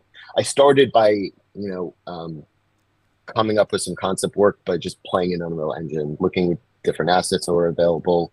I found a really great asset set that I love, that kind of played with the idea that I had. So I took that, started building a set, and then just started building a world and an idea concept around it. And I'd always wanted to do something with the Ozymandias poem, because I just really like that poem. So I thought this would be a great opportunity to do that. So I combined the two, created some additional assets, like, for example, the actual statue that you see in it of the Ozymandias statue is, I modeled myself using some other elements. And then, just kind of filled in the gaps. We shot in March. We did like 3 days of shooting, and with the principal actress. We're probably going to do another day of pickups, because there's some things we, just going through this process, I realized I needed. And then you showed it briefly, but essentially she's looking at this civilization and there's like crowds. So I had to do a couple of days of crowd work, just shooting some extras that are going to be placed in the foreground and some of the other shots that I didn't share today, but there will be like more actors and some other action that's happening with characters from the ancient civilization that we're going to be shooting hopefully in the next month. And I'd like to be done with it and try to get it out there by the end of the year. Great. Looks like you have a lot of work to do still. Yeah. Okay, cool, man. Well, I mean, I think it's all looking really cool. I mean, so far, and I get what you mean. Like the first sequence is definitely the one that looks the closest and the one closer to being finished for sure. But yeah, like you said, let's just go through it and talk a little bit about what could be done to improve it. I feel like definitely as a first reaction, I'm gonna just like pause these ones because we don't need to have them all running at the same time. Just give me a second. So maybe I can pause these so they're not like just hammering everything here. Okay, so I definitely think I know what you mean. Like there's a couple of things that the key still is not really there yet, and you still have a few things. And not just the key and the rotoscoping, but I also think the integration itself is a bit lacking still in terms of me or anyone else watching this believing that she's really there. I think there is a couple of things that might need to happen for that to occur. Where's the other shot? This one here. Because at this stage, right now, when you're looking at her, especially this shot here, it still looks very much like she's in the studio, and there's really no real sense that she's actually there. So let's talk a bit about what could be done to kind of like reduce that effect. I think this shot looks great. I think you did a good job. The flares look good. I think you have a good job with the lighting and the glows and the light wraps coming in through the environment. If anything, I think the environment, this all looks to me like it's already graded. So it looks to me like it already has a quite heavy grade on top of everything because it's also crushed and there's so much contrast on it. I would advise you to maybe not grade it so heavily until you're actually finished with everything, because it might be hiding certain things that you want to fix and that maybe you're not seeing it because it's too heavily graded. I feel like, especially when you look at the CG, and especially, I don't know if that's the idea behind it, but it overall it kind of like looks a bit like it has a little bit of lack of detail in some of the rocks and some of these textures. Maybe that's the idea, that they all look kind of the same, but they all look a bit similar in terms of material right now. Maybe that's the idea. Is it like supposed to be all the same rock? Is that the idea? Yeah, I mean, it's in the same family. Okay. I didn't spend too much work customizing the materials of the set, so I can certainly kind of work on the materials themselves. But the actual ruins, I haven't shown any really wide shots, but this is essentially the only part of the ruins that is left in the middle of the desert. So things are kind of, I like these elements because they felt very kind of smoothed down by time. Mm-hmm. And so, I like that look, but, certainly I think there's room for improvement in terms of the actual look of the set. Yeah. I feel like I can definitely resonate with what Sergio is saying on the chat on YouTube, saying that it's a bit too shiny and a bit kind of wet. I also feel the same. I feel like it looks. I wouldn't really believe that they've been weathered by time for a long time. I feel like you need to make sure these rocks really look like they've been inside this ruin with the desert for a long, long time. This means having a very subtle surface of dust and basically just sand that attaches itself naturally to the elements. That means not just the ones on the floor, but also even the vertical ones, because you always have some kind of attachment between the sand, the dirt, and also the stone. And I kind of feel that you're missing a bit, that this is too clean. We have the sand and then it's the rock right away. It's almost like someone has been blasting it with an air rifle, just trying to get it really perfect just on the areas that it's almost like it looks like it's been cleaned, but only on the areas that is visible. So I think I would work on trying to get an extra layer of dust and particles on top. Maybe if you're using Blender, like you said, you can always like get an extra layer of that, an extra texture layer. Even if you can't bring it, even if you can't do it in Unreal, it doesn't really matter. You can just do it in Blender and do this extra layer of dirt, especially on these things on the floor here. I really think they need to also, some of them, be a bit more covered. They're just too visible. Like all of them are so visible, and I just feel that you need to wear them the same way you did here on the floor. You see, you have sand on sections of the floor, and then some parts of the floor are not with sand. I feel like this should happen on everything. Everything should have a bit more of this feeling, for it to look more like it's integrated. So that would be my first step with this. Now, regarding the first comment I told you, which is I don't really believe that she's there, I think this has to do with the fact that she's on this sand thing. You know, she's on this sand environment.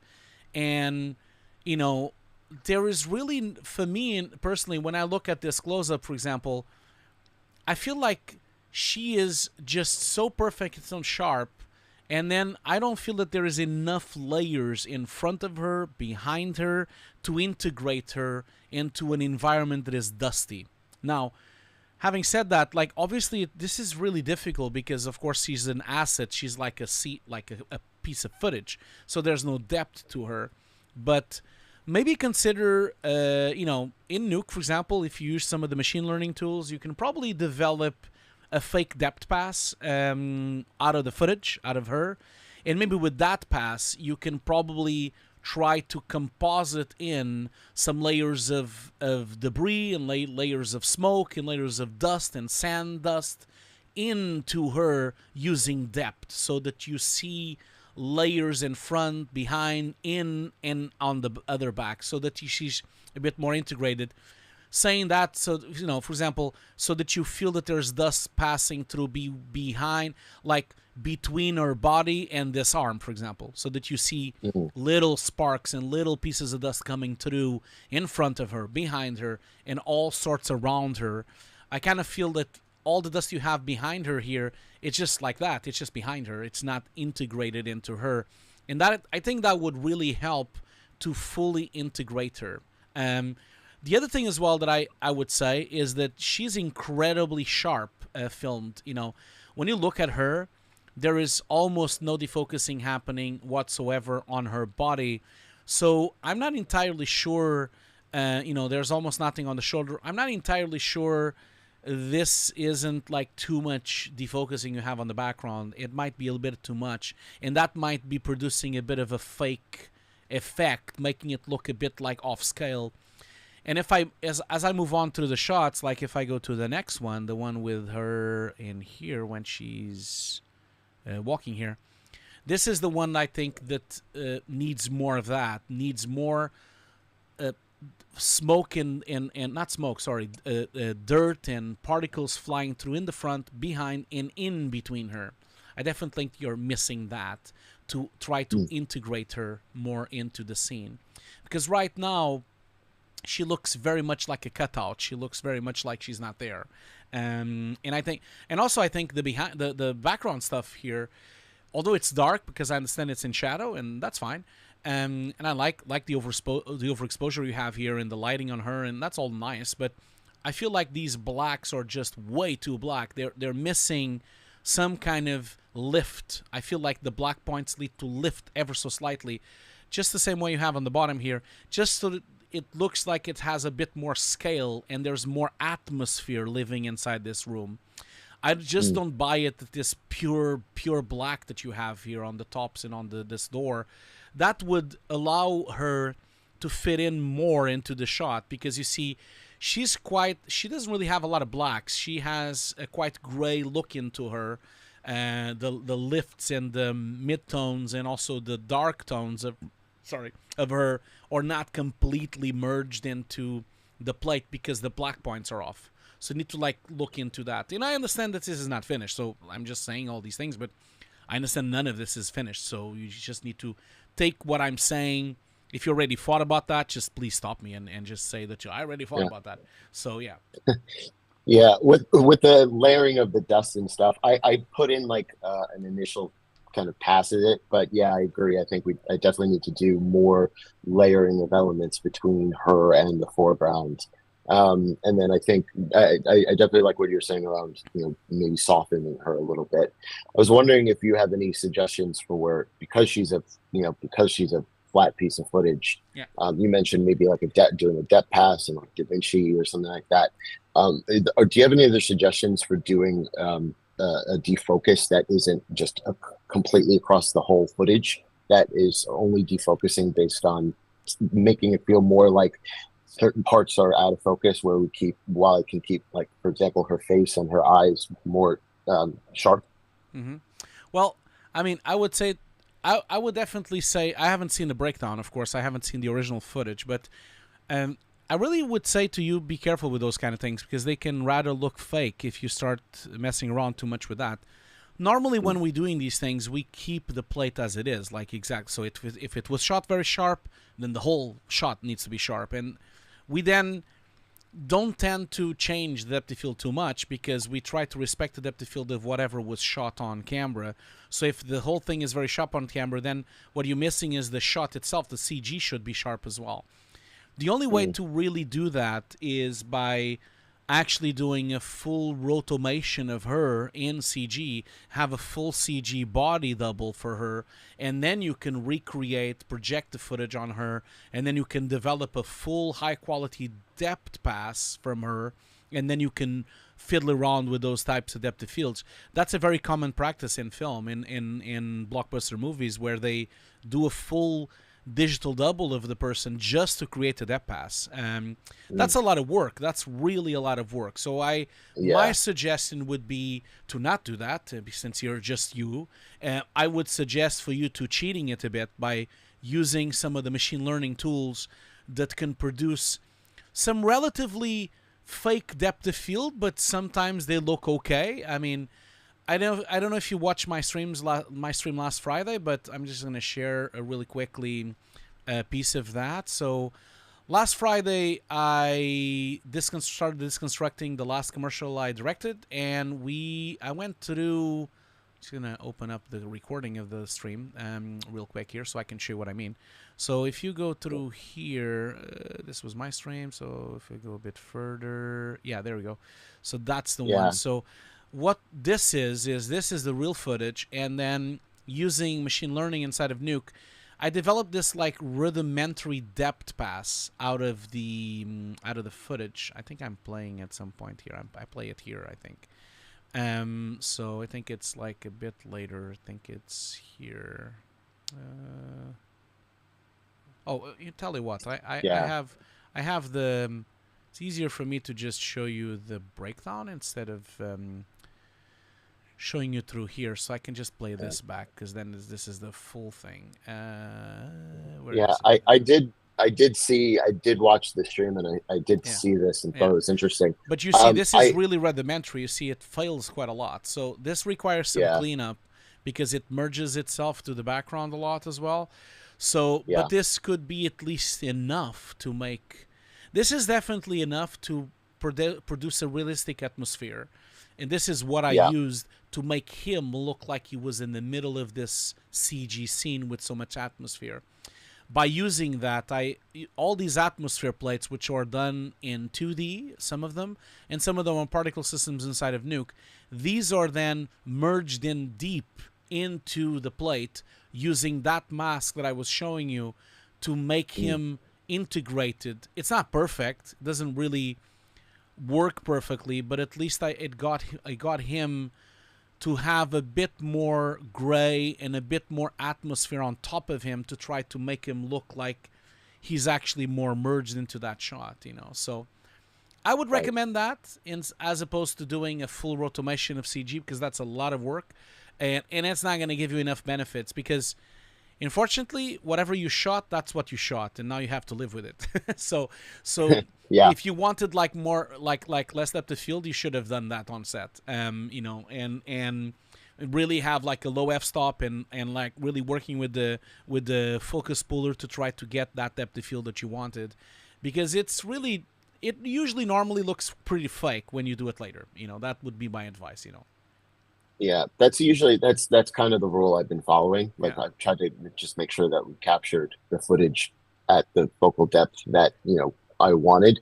But there were and not necessarily that shot, but there are certain situations where obviously when you shoot really shallow, that soft edge is more difficult to key. Yeah, So I understand that. I understand that. It's always like you never win, because if you do Right. that, then you can't do a good key. But then if you do a good key, if you have it sharp, you do a good key. But then she's not well integrated. So Yeah. it's striking that balance, and definitely, yes, it's. I always, as a rule, like I prefer to just. I think about it later. Like I shoot whatever we want depth of field that we want. Hands-on, and the director and direct depth of field and the director of photography does whatever they want as they really intended to do, and then I think about it later, even if it really is tricky to roto and tricky to key it, or even if I have to do manual rotoscoping, or maybe use a combination of machine learning to try to do roto and then mix it with some manual roto, you'll end up with a better job anyway, because you can always roto it frame by frame. It's always possible. To do that, and there's no impossible shot to roto. Really, the rotoscoping really has to do with patience than anything else. People lose patience, but if you really go frame by frame, you can get it to look perfect. And the proof of that is that majority of the films that we see these days are invisible. You don't even notice that it's been rotoed, because of the amazing work and tireless accuracy and attention to detail that you get from really professional rotoscoping artists. I think that's the way to do it. I definitely think that producing a fake depth for her could probably help you to integrate more particles of sand going in front and behind and behind. You need to look into these backgrounds and also lift them a bit more, because they need to be integrated. She's really warm. I'm not talking about that she has warm colors, but she's really warm in terms of the tonality of the sun. And this background is very blue and very dark. So I think you're also off in terms of tonality of coloring between the two plates. I think you need to work on that and try to, before you even do anything, you need to start matching those two better before you start fiddling around with other things.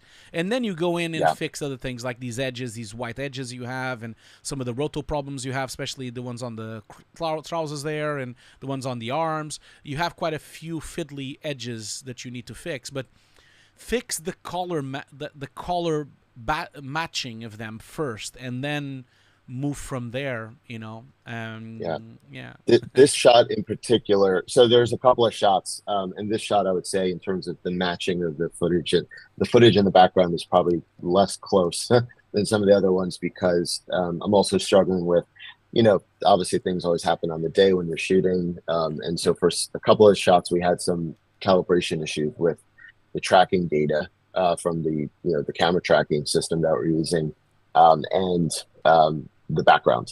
So been spending a lot of time having to kind of just fix camera tracks, smooth out keyframes so that the footage doesn't stutter. You could actually probably even see it a little bit in this shot and some of the other shots. So I've been trying to work on that as well. So just a lot of parallel things going on at the same time.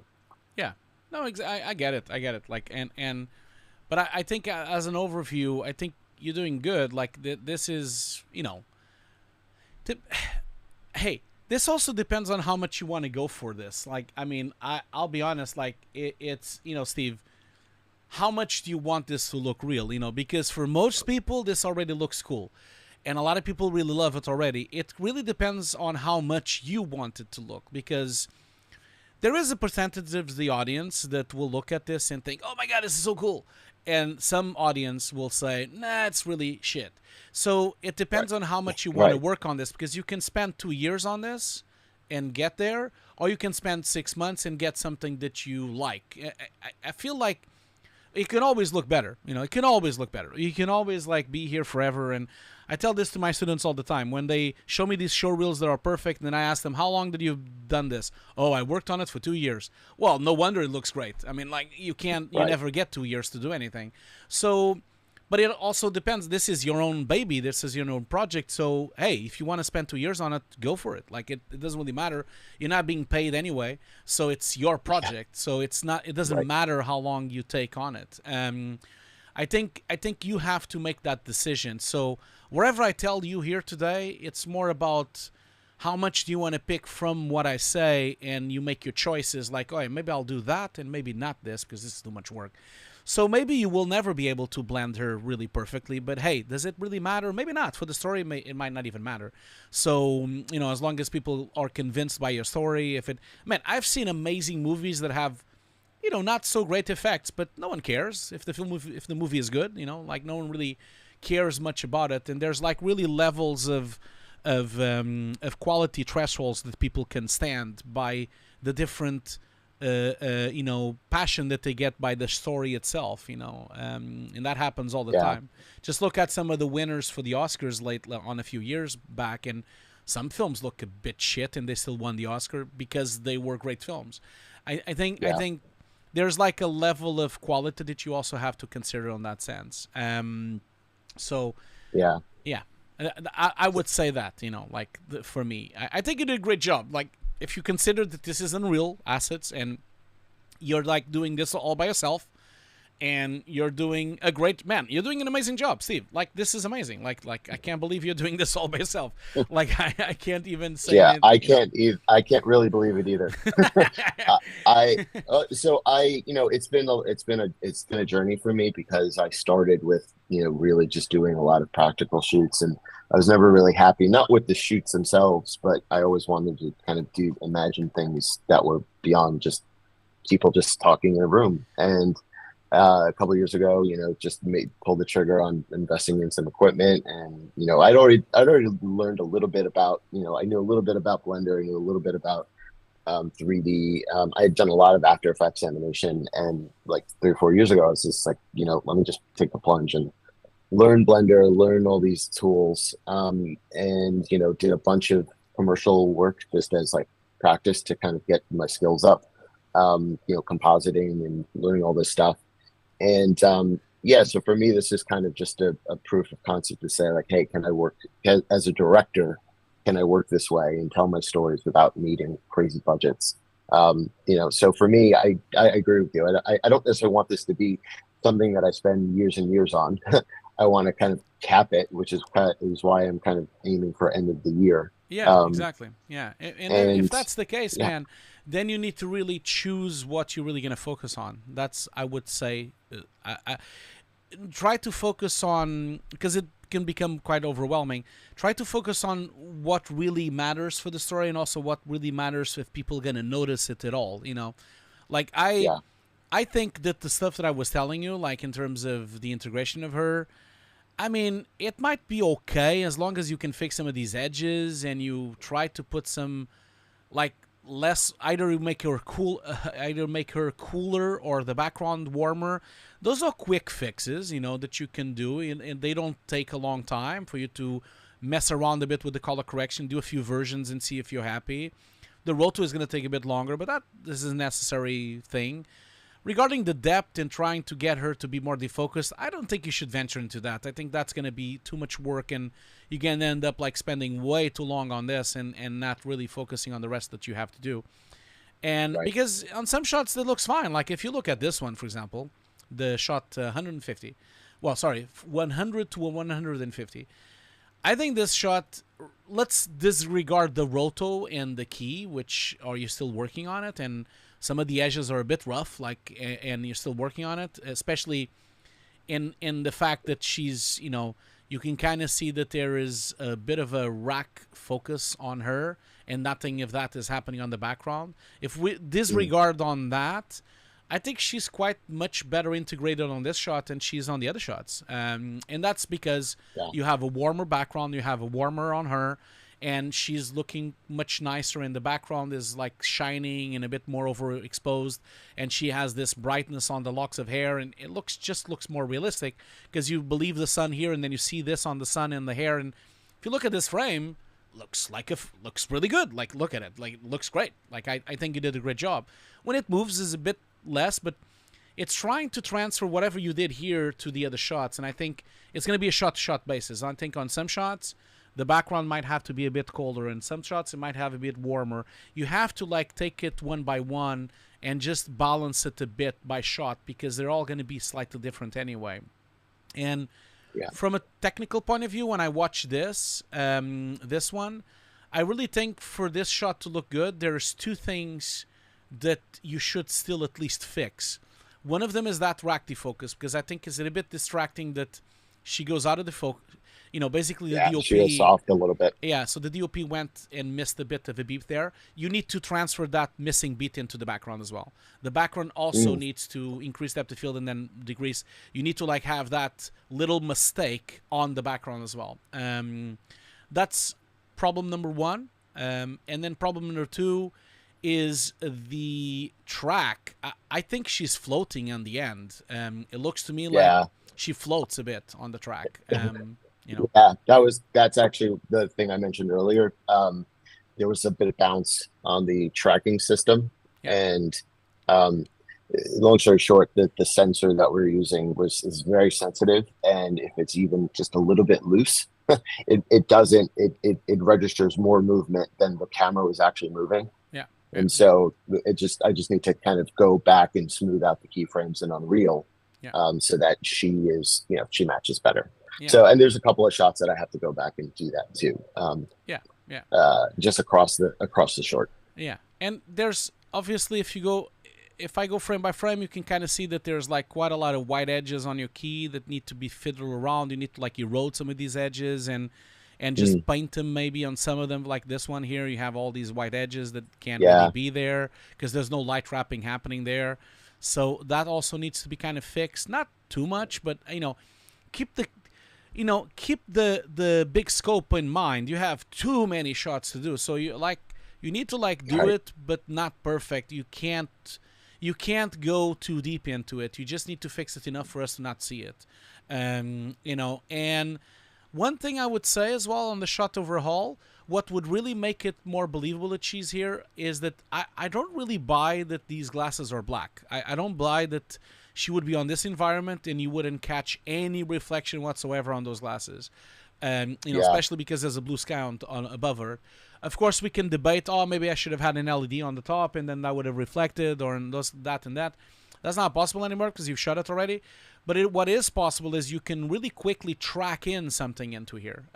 You can track into some blue sky or something to make it brighter, because right now it looks like these glasses are just reflecting the ceiling of your set. That's what it is, So which is what's happening, and I think that would bring a bit more believability to the shot. And this is on all the shots, not just this one. So if I go to this one, that would also make it a bit more fit in. Those small little things will just make the shot a bit better. I definitely think that will help you. Another thing as well is then you have these full CG shots. This is practically a full CG shot, isn't it? With this, you did a really good job on matching the little thing, because this is a prop, right? This one is a prop, isn't it? No. No, it's a replacement. She was holding a little blue drone. Okay, cool. There's a lot of issues with I got to clean up the roto. I did just a dirty roto to put it in, and then I did a track of a model that I created in Blender. So that's what that is. I think you did a great job. I think the other problems I've pointed out are more problematic than this. If this would have stayed like this, no one would ever notice that this is a problem. I think that's good news. except this line here, these roto lines that you have on the end. But the whole beginning, when you move it out of the bag, and the proof of that is that I thought it was a prop. I didn't even thought it was CG. Only now that I'm watching it again, I saw that line, and then I saw, that's a rotoscoping line there. This time here, this looks like a prop, you're filling it in. Yeah, that's right. You have, a bit of roto missing here on the finger, but you can just erode that a little bit more. It's a highly reflective surface, so I could believe that maybe it is kind of shiny like that. And then when she puts it on the hand, that's really good work. And the only thing that it breaks down is that you have this line here across the fingers. You can clean that up. But Oh yeah, yeah, I didn't even notice yeah, that until you pointed it out. those things are a problem, of course, but the rest looks great. I think that's a great that's great job. Now on this shot is not so good job. Like you have a bit of a blue spill on her hands, and I think your roto spill like moves a bit. You have a cutout here on the finger that moves up and down, especially because if you go frame by frame, you see the finger becomes smaller and bigger. That's quite noticeable. Those kind of things that you notice, those are huge pops like this one here. So those you need to fix, like because they are noticeable when you're watching this playing back. But I think the integration itself, this looks great. This object looks really cool, and these are small little things you can fix. You can probably do these quite quickly, and then it moves up. I think in here, that's all good. When it goes up, you even have the shadow. So did you use a wire to move whatever she had to go up? Is that what you did there, or? So I found a little drone, essentially like an automated drone that I bought. It's like, I bought it because in theory I thought it was going to work better than it did. It was blue, almost like blue screen blue. Yeah. So we basically just turned it on and let it just fly up during the shot so that I would get shadows on her hand. And then it was still a nightmare to roto out. I thought it was going to be easier because I could just key the color, but I ended up just having to manually roto it out. But it worked well in terms of just being able to cast the shadows on her hand so that it could look like it was actually lifting. It looks really great. And I think the only problem you have is one frame here, really. Like, if you go here, this all looks good. I mean, let me put it this way. It's not perfect, but, how much do you want to go deep into this and then not have time to do the other shots? That's the kind of thing you need to kind of consider. Because you can spend 3 months on this hand if you want to. But the thing is, like, visibility, that's what you need to focus on, stuff that people would actually see. Right now there's this pop on this frame where you see these white edges on these two fingers because they're not there. You see, that's always the problem with roto, is when you see it because it pops in and out, and no white edge here, no white edge there, and there's suddenly one frame with white edge, and then it's gone again. So just on this frame, go in and paint that out, and it'll paint and tidy that roto just on these two frames, on that frame, and then that's done, And then it goes up, and she has the correct field of view of looking at the thing. That's all good. She also looks quite soft, which is nice. That's good. Never be afraid of being soft. It's cool because the focusing was on the object anyway. And then it goes up. Now, when you see this object going up, you have an enormous amount of noise on it. You need to kind of like look into that.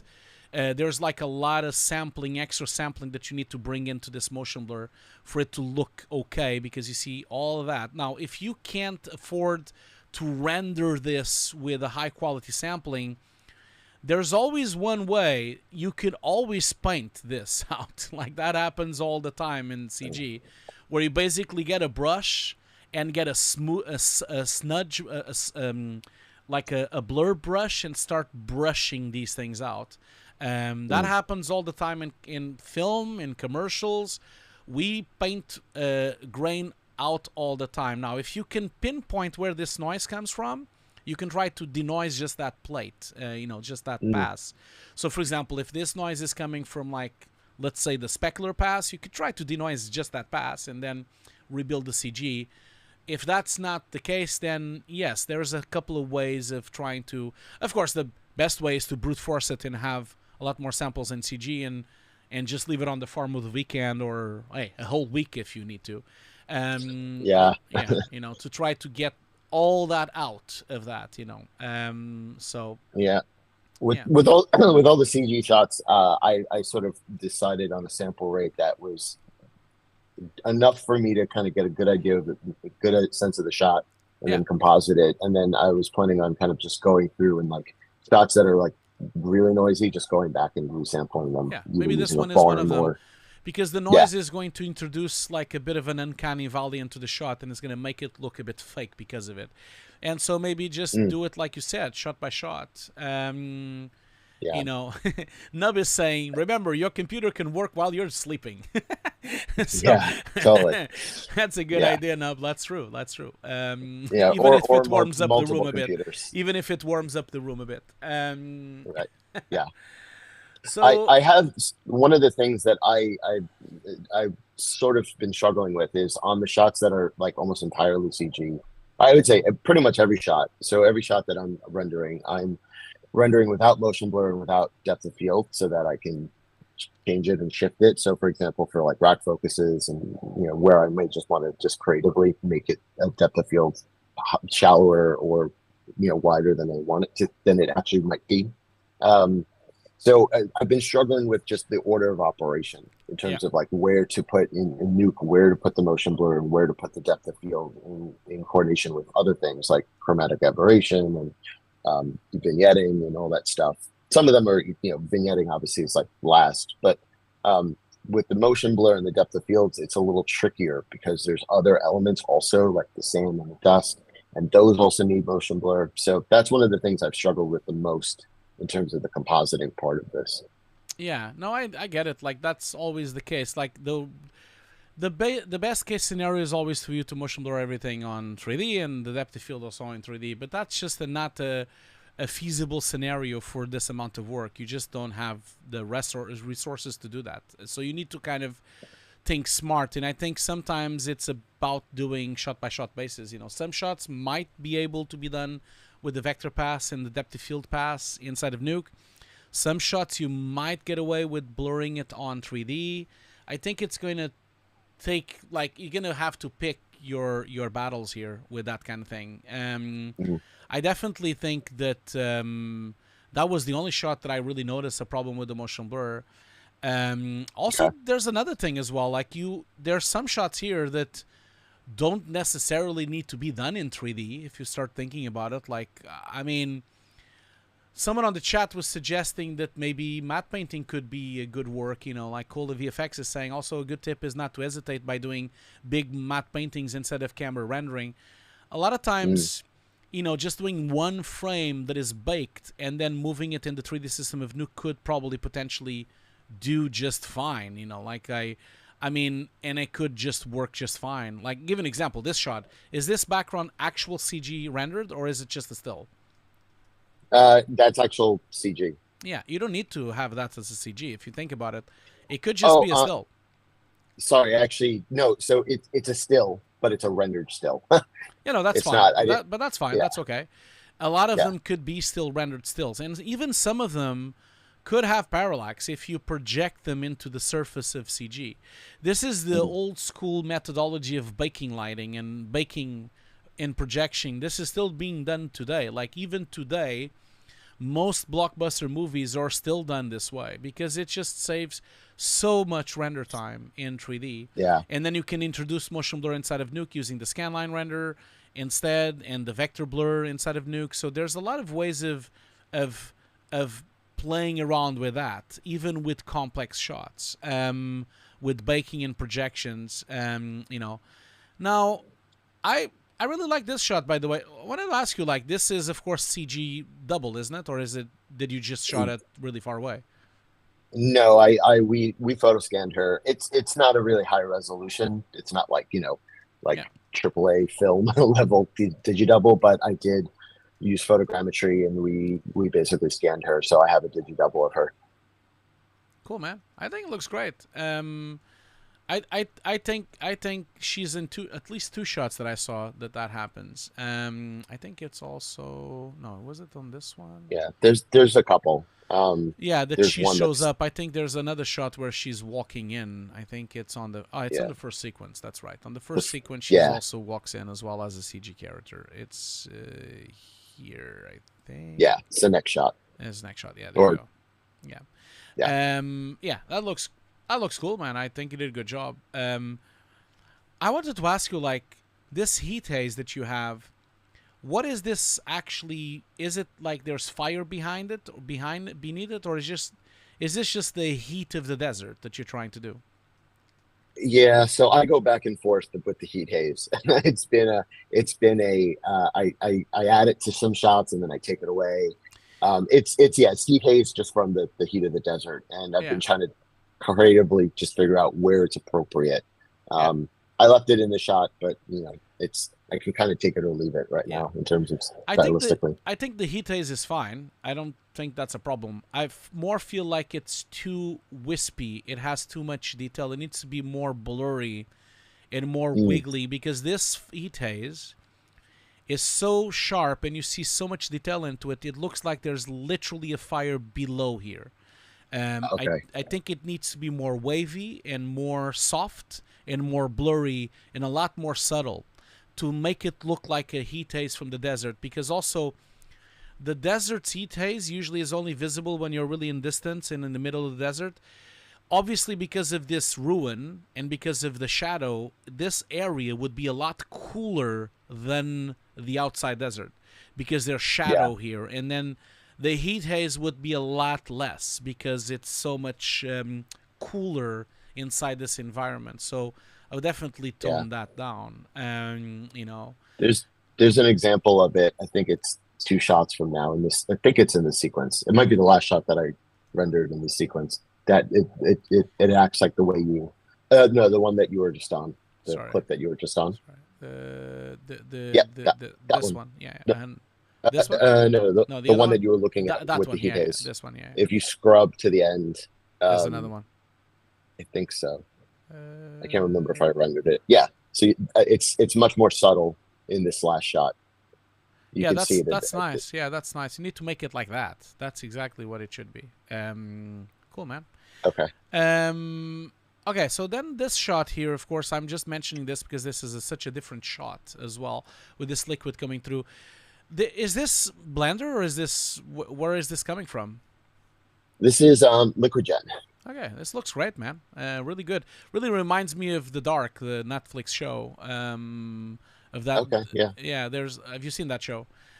I've seen pieces, yeah. Yeah, so there's like these kind of black hole structures that are black and gooey that might reminds me of this. I think you did a great job with this. This liquid looks great. I like the chromatic aberration, the colors that you've introduced to it.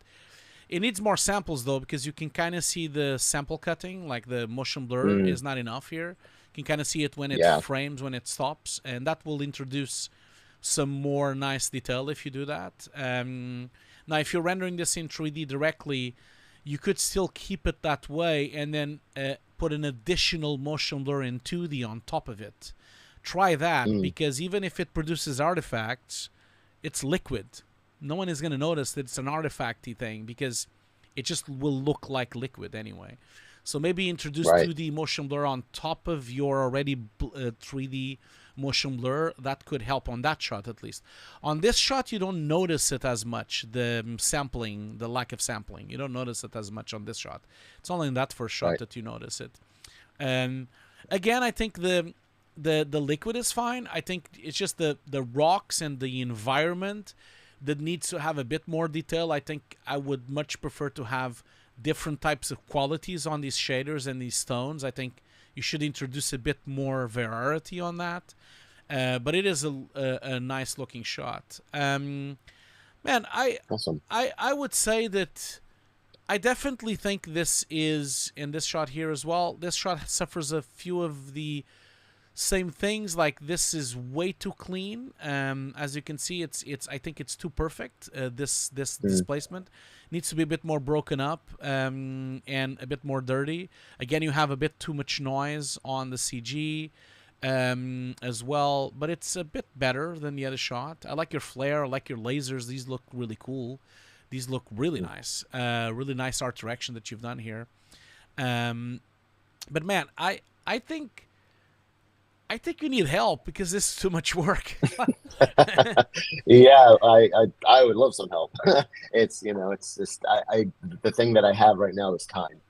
So I'm just taking advantage of just kind of working at a pace that's comfortable, and just I ideally trying to get through every shot and just see the full thing and just be able to see it in some level. And then I think maybe doing what you recommended, which is then just identifying the places that I could put more energy into making better, with some limit of like, okay, I'm gonna pencils down after some amount of time, because there's no way to do everything. No, unless you can get someone to help you. Like I think definitely I would consider that to see if you can get someone to help you. I imagine, I understand that you don't want to like spend money on this, and this is your darling and it's your project, but I kind of feel that this is an enormous amount of work, and the problem with this is that you need to be careful when it's so much work.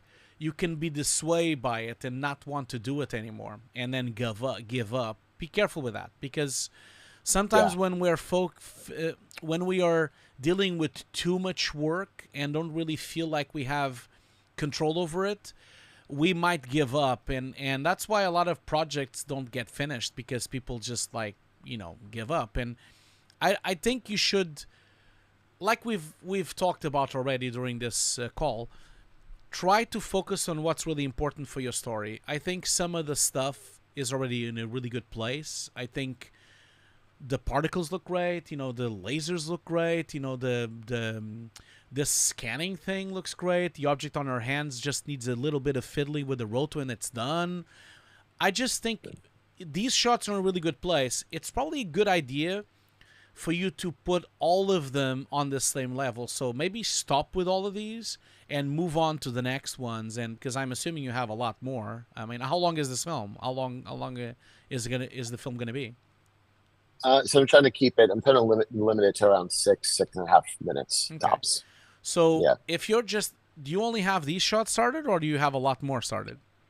Oh no, this is just a couple of sequences. There's a bunch more shots. Okay. My best advice to you, whenever I had the unfortunate gift of getting an entire commercial that I had to do, a lot of times that happened at me when I was working at the mill, where they had so little budget, they said, okay, we have one person to do this, and then you just have to do it all yourself. My biggest advice to you, when you have this much load, you need to make sure you start all the shots, all of them, and have them all in a relatively okay state. Like, even if it's rough, at least have all of them. Put them all on an edit and have a look at them, and just then start pointing out which ones actually need work. Because some of them might work just fine with a rough state, and then others might need a lot of work. You need to start assessing how much work you can dedicate to each. So I would say try to push, like the one that you showed me, the first one, which is this one, the 10-80, that's the best one so far that you have in terms of quality. You need to have the entire 6 minutes to that level, or at least close to that level, as much as you can. Even if that's too much work, then try to put all of them to the worst level you have so far. At least that you have a pre-comp and you have a pre-render every shot. That's the only way you're going to really start judging how much work you have in front of you. Because then you start looking at the edit on a story level, and then you start considering, that motion blur, maybe I don't need to fix that. Does it contribute to the story? Probably not. I'll skip that. And then you look at, this one, that's important. I need to fix that. And then you fix that part. And then you basically start working your way through the shots on the ones that are important to the plot, need to be fixed. And then the ones that already look okay anyway, that's fine. And you can just keep them and just maybe lower the bar on the entire thing to be perfect, and just try your best to have at least everything in an okay level, like at least that. And then only work from there. I think that's the only way you're going to handle 6 minutes. 6 minutes is an enormous amount of time. And man, 6 minutes only until the end of the year is really short amount of time. Like, you are not really thinking this through, I think, because the last time I did a big cinematic, like an entire CG cinematic to this kind of level of stuff, was 3 minutes long. And we worked, there were 3 compositors on that team, including me, and we worked for 6 months on the project. I'll give you another example, like the cinematic I just directed last year, the Sniper Elite 5, which was full CG, not a really good example, but because you have footage here, but it's almost fully CG, your cinematic, your film.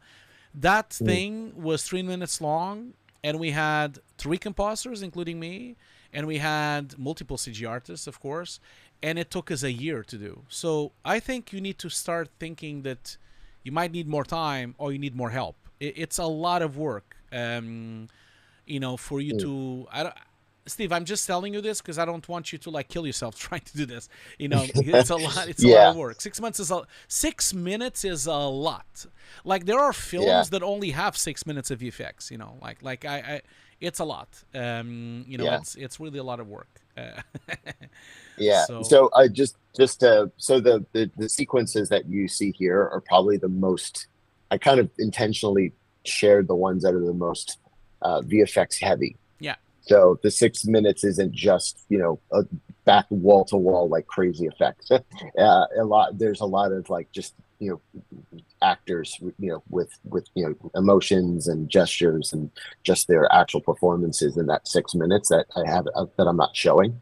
So I would say in terms of like the VFX, really VFX heavy stuff. Where it's effects and simulations and 3D renders of like the robot. You're seeing a good chunk of it in these sequences. Yeah. But I hear you. I kind of I set that as like a goal. I'm not but I'm also not gonna beat myself up if I don't hit that. I think I'd rather kind of just give myself the room to kind of just to kind of keep myself kind of motivated. That's the most difficult part of the whole thing, is to get motivation to continue working with this amount of work, and also to see the end goal. It's a bit like that. So I think this is by far the most complex and the most complex project that anyone has ever shown me on the showreel reviews that I've done, and I've been doing showreel reviews since 2018. And so no one has ever considered and showing me like, okay, here's a 6 minute film I'm going to do all in CG with footage and renders and this and that. This is an enormous amount of work to be doing and tackling by yourself. Good luck to you, Steve. But I would say, for your own sanity, I would really recommend you to see if you can get any help, whatever help you can get. Yeah.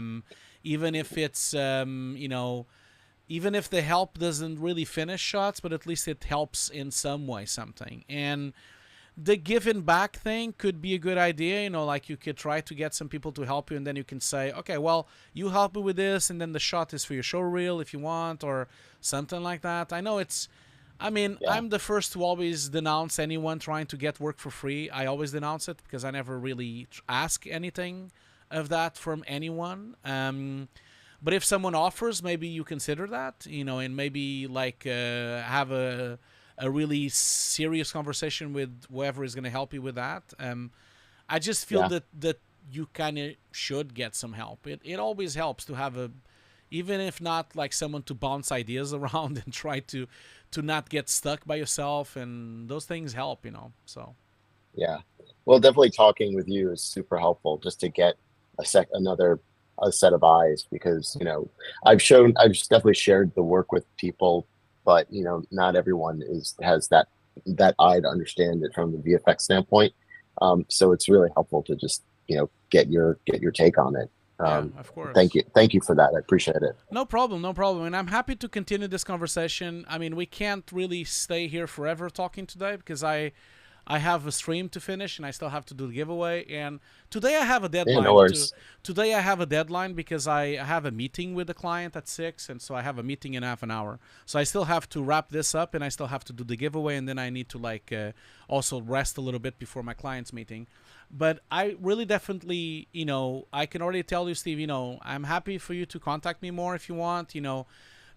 We can talk on Discord, or we can talk on email as we've been saying. I'm happy to have a look at more shots if you want to later on in the future. You're always welcome to come back here if you want to show more progress.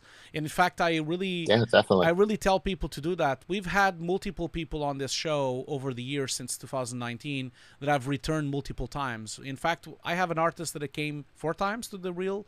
I have an artist that has produced 3 streams. So I have quite a few people that have returned with better work and more complete work and evolved over the years. So I'm happy for you to have a think about all of this. work a few more shots, and then, you know, come back in a month, in 2 months, and we can discuss a bit more. We can open all the shots like we're doing now and just have a more overview over it. You know, I'm happy to help as much as I can. So just contact me, you know. I'm not going to comp any shots for you. That I'm not doing. But I'm because I already have my own things to do. But Sure. I'm happy to like go through them here on the stream, because this is beneficial to everyone watching. People really get a lot out of these streams, and so I'm happy to do it as a stream again for us to review other different shots that you might have. You know, so yeah, I hope you can continue and don't give up, you know. And if you are a bit fed up of this, you know, just start talking with more people and get like some force back, you know, from that. So Yeah, no, I overall I feel pretty good about the progress. I think it's just, you know, just staying motivated, and we're going to be doing another 2 days of shooting with the extras, so maybe I can share some shots once some of those pieces of the film are complete, and cool, man. so you get a bigger picture of the world and how And it works. you can see it from the chat, both on Twitch and on YouTube. People are really enjoying your work, and people are really think that it looks great. You know, that it looks fantastic. You had some, Awesome. you had someone here offering their work. You know, I don't know how serious that is. I never really believe when someone say, "Oh, I can help," because they never really do. But maybe it's true. I don't know. Maybe follow up on that. You know, and see if they can really help you. But I feel like, you know, definitely you did a really good job here. I can't wait to see the finished film. And Me too. this is your a 6 minutes film you're doing alone. Don't let just be sure to don't let the pressure of making it as perfect as you want you know, make you not finish it. Make sure you finish it, even if it doesn't look as perfect as you can, because I can tell you from experience, Stephen, I've been doing this for 20 years. I have never finished anything ever. I have never finished any shots. I've never finished any comps. I've never finished any commercials or any films or short films or anything for that matter. I just ran out of time. That's the only thing I can tell you. I do it until I ran out of time, and then I deliver whatever I have by then. There's never been a time where I looked at it and said, yes, this is perfect. I'm not going to touch it anymore. No. I will touch it until I'm delivering it on the last minute. That's always going to happen. Most of us do that. And I think you just have to, since you don't have a deadline because you're doing it for yourself, you need to impose deadlines to yourself. You need to like think, okay, by this week, 3 shots have to be done, and I'm not touching them again. By that week, I need to deliver these other 5, and then by that week, it's finished. And regardless what happens, you can't touch them again. Like, you can't, because otherwise you'll never finish. You know, like Right. you'll just will never finish. Put a schedule up, make a spreadsheet, and say dates for all these shots. You know, like just be a producer to yourself and just like, okay, 3 shots here, 5 shots there, 4 shots there, and whatever happens, it's like you've delivered them. They've been broadcasted. You can't touch them anymore, you know? So you have to live with them. Like, that's it. You know. Yeah, I know how that goes. I definitely try to do that. It doesn't always work. Sometimes you get stuck on a shot. But, you know, I'm sure it's different when you're delivering on a deadline. And I've done that too. Cool. So I totally get it. Hey, the Woodheadber Rec on the chat has now said twice that he wants to help you. See, he said it twice. It's on the record now. Awesome. Now he really has to help you. So, nice. So, you know, Rec, you know, just contact me on, I think you're on Discord with me. So contact me. I'm happy to put you guys together and you know, not sharing any emails, but I can put you together on Discord, and then you guys can take it from there. No strings attached. So I'll definitely can help you connect with each other. Cool, man. Well, unfortunately, Steve, I think I have to let you go because I need to like move on to the giveaway, and then I also have to leave soon because my stream has to be over in about 10 minutes or so. Otherwise, I'm gonna be I'm gonna be too late for my meeting. It's very rare that I have a deadline that I have actually to finish the stream, but this time I do. It's the first time I think I actually have to finish the stream on a certain specific time. That's okay. I know you're a busy guy. I appreciate the time, though. And no thanks problem, to everyone on the chat as well. No problem, Steve. Your work is really great. It looks fantastic. I can't wait to see it. I think everyone is saying the same as well. You know, and I can't wait to see it again. I'm really not joking around. Please come back, and we would love to see the progress and see more of this, you know. So. Yeah, definitely would love to share more when we get there. Cool, man. Have a great day, and I'll talk to you later. Bye. Thanks. You too. Bye. Okay, that was great, Steve. Thank you so much for that. We are a bit of a rush, really, because I need to go soon. I have a client meeting soon, very soon, and so I need to start like getting ready for that. And so let's just do the giveaway. You've already know how this works. I think everyone has already done this, so I'm gonna just put it on the screen again. That's the giveaway here. That's the link. I'll put it again on the chat. Again, thank you so much for everyone on YouTube. Thank you so much for everyone on Twitch as well. I believe Twitch went a bit better this time. It's a bit more smooth. Maybe the changes I've made actually helped it. Especially because I can see that there's still 20 people watching on Twitch and there's still 30 people watching on YouTube. So they're kind of like neck and neck now. So perhaps it's a bit more stable on Twitch. Again, keep in mind that if you're having Amazon Prime, you could support my channel for free at no extra cost for you. Okay, so let's draw the winner here and see who wins this thing. The link is there. Yeah, the Twitch was the no problems on Twitch today. That's great to hear. That's great to hear. Thank you so much for making that across. Okay, so winners of the Nuke course. Let's see it here. So I have a winner here. I've already rolled the dice. So let's just do this. Winner of the Nuke course is... Let's see if I can pronounce this name. Wait. Okay. Okay, hopefully they're here. Hopefully. The winner of this week's Nuke course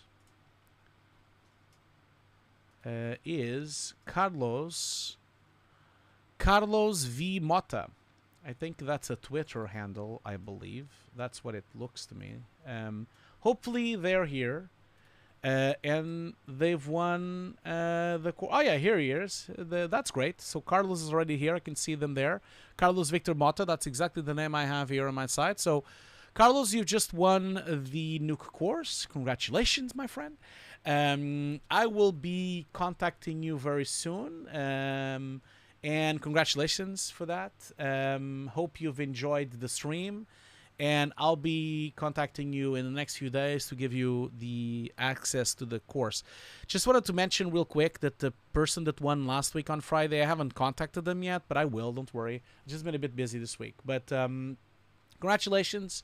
The course goes to Brazil this week. And that's it, really. Like we are going to be back next Friday. Next Friday, it's going to be the part 2 of the Disconstruction of the Zeiss commercial. So... make sure you come for that. Like, we are going to, again, do a giveaway for the Nuke course. And, again, a giveaway for the Nuke Indie license. And then we're back again 2 weeks from now with more showreel reviews. So, remember, showreel reviews will be on Thursdays every other week. And then Disconstructions in Nuke will be every other week on Fridays next week. I'm yet to schedule the radio show. I really want to do that again, to have a radio show where people can call in, talk to me, and we can discuss different topics. So that should be cool. So thank you so much. Thank you so much for, well, sorry, apologies, not this Friday, next week's Friday. That's going to be when the stream is going to happen. So not this week, next week will be the next stream, which will be the Foundry stream that we'll be doing with Nuke Compositing. So we'll be again on Twitch and on YouTube at the same time. And have a great time. I'll see you all later. Have a great day. See you all later. Bye. Bye, everyone. Bye-bye.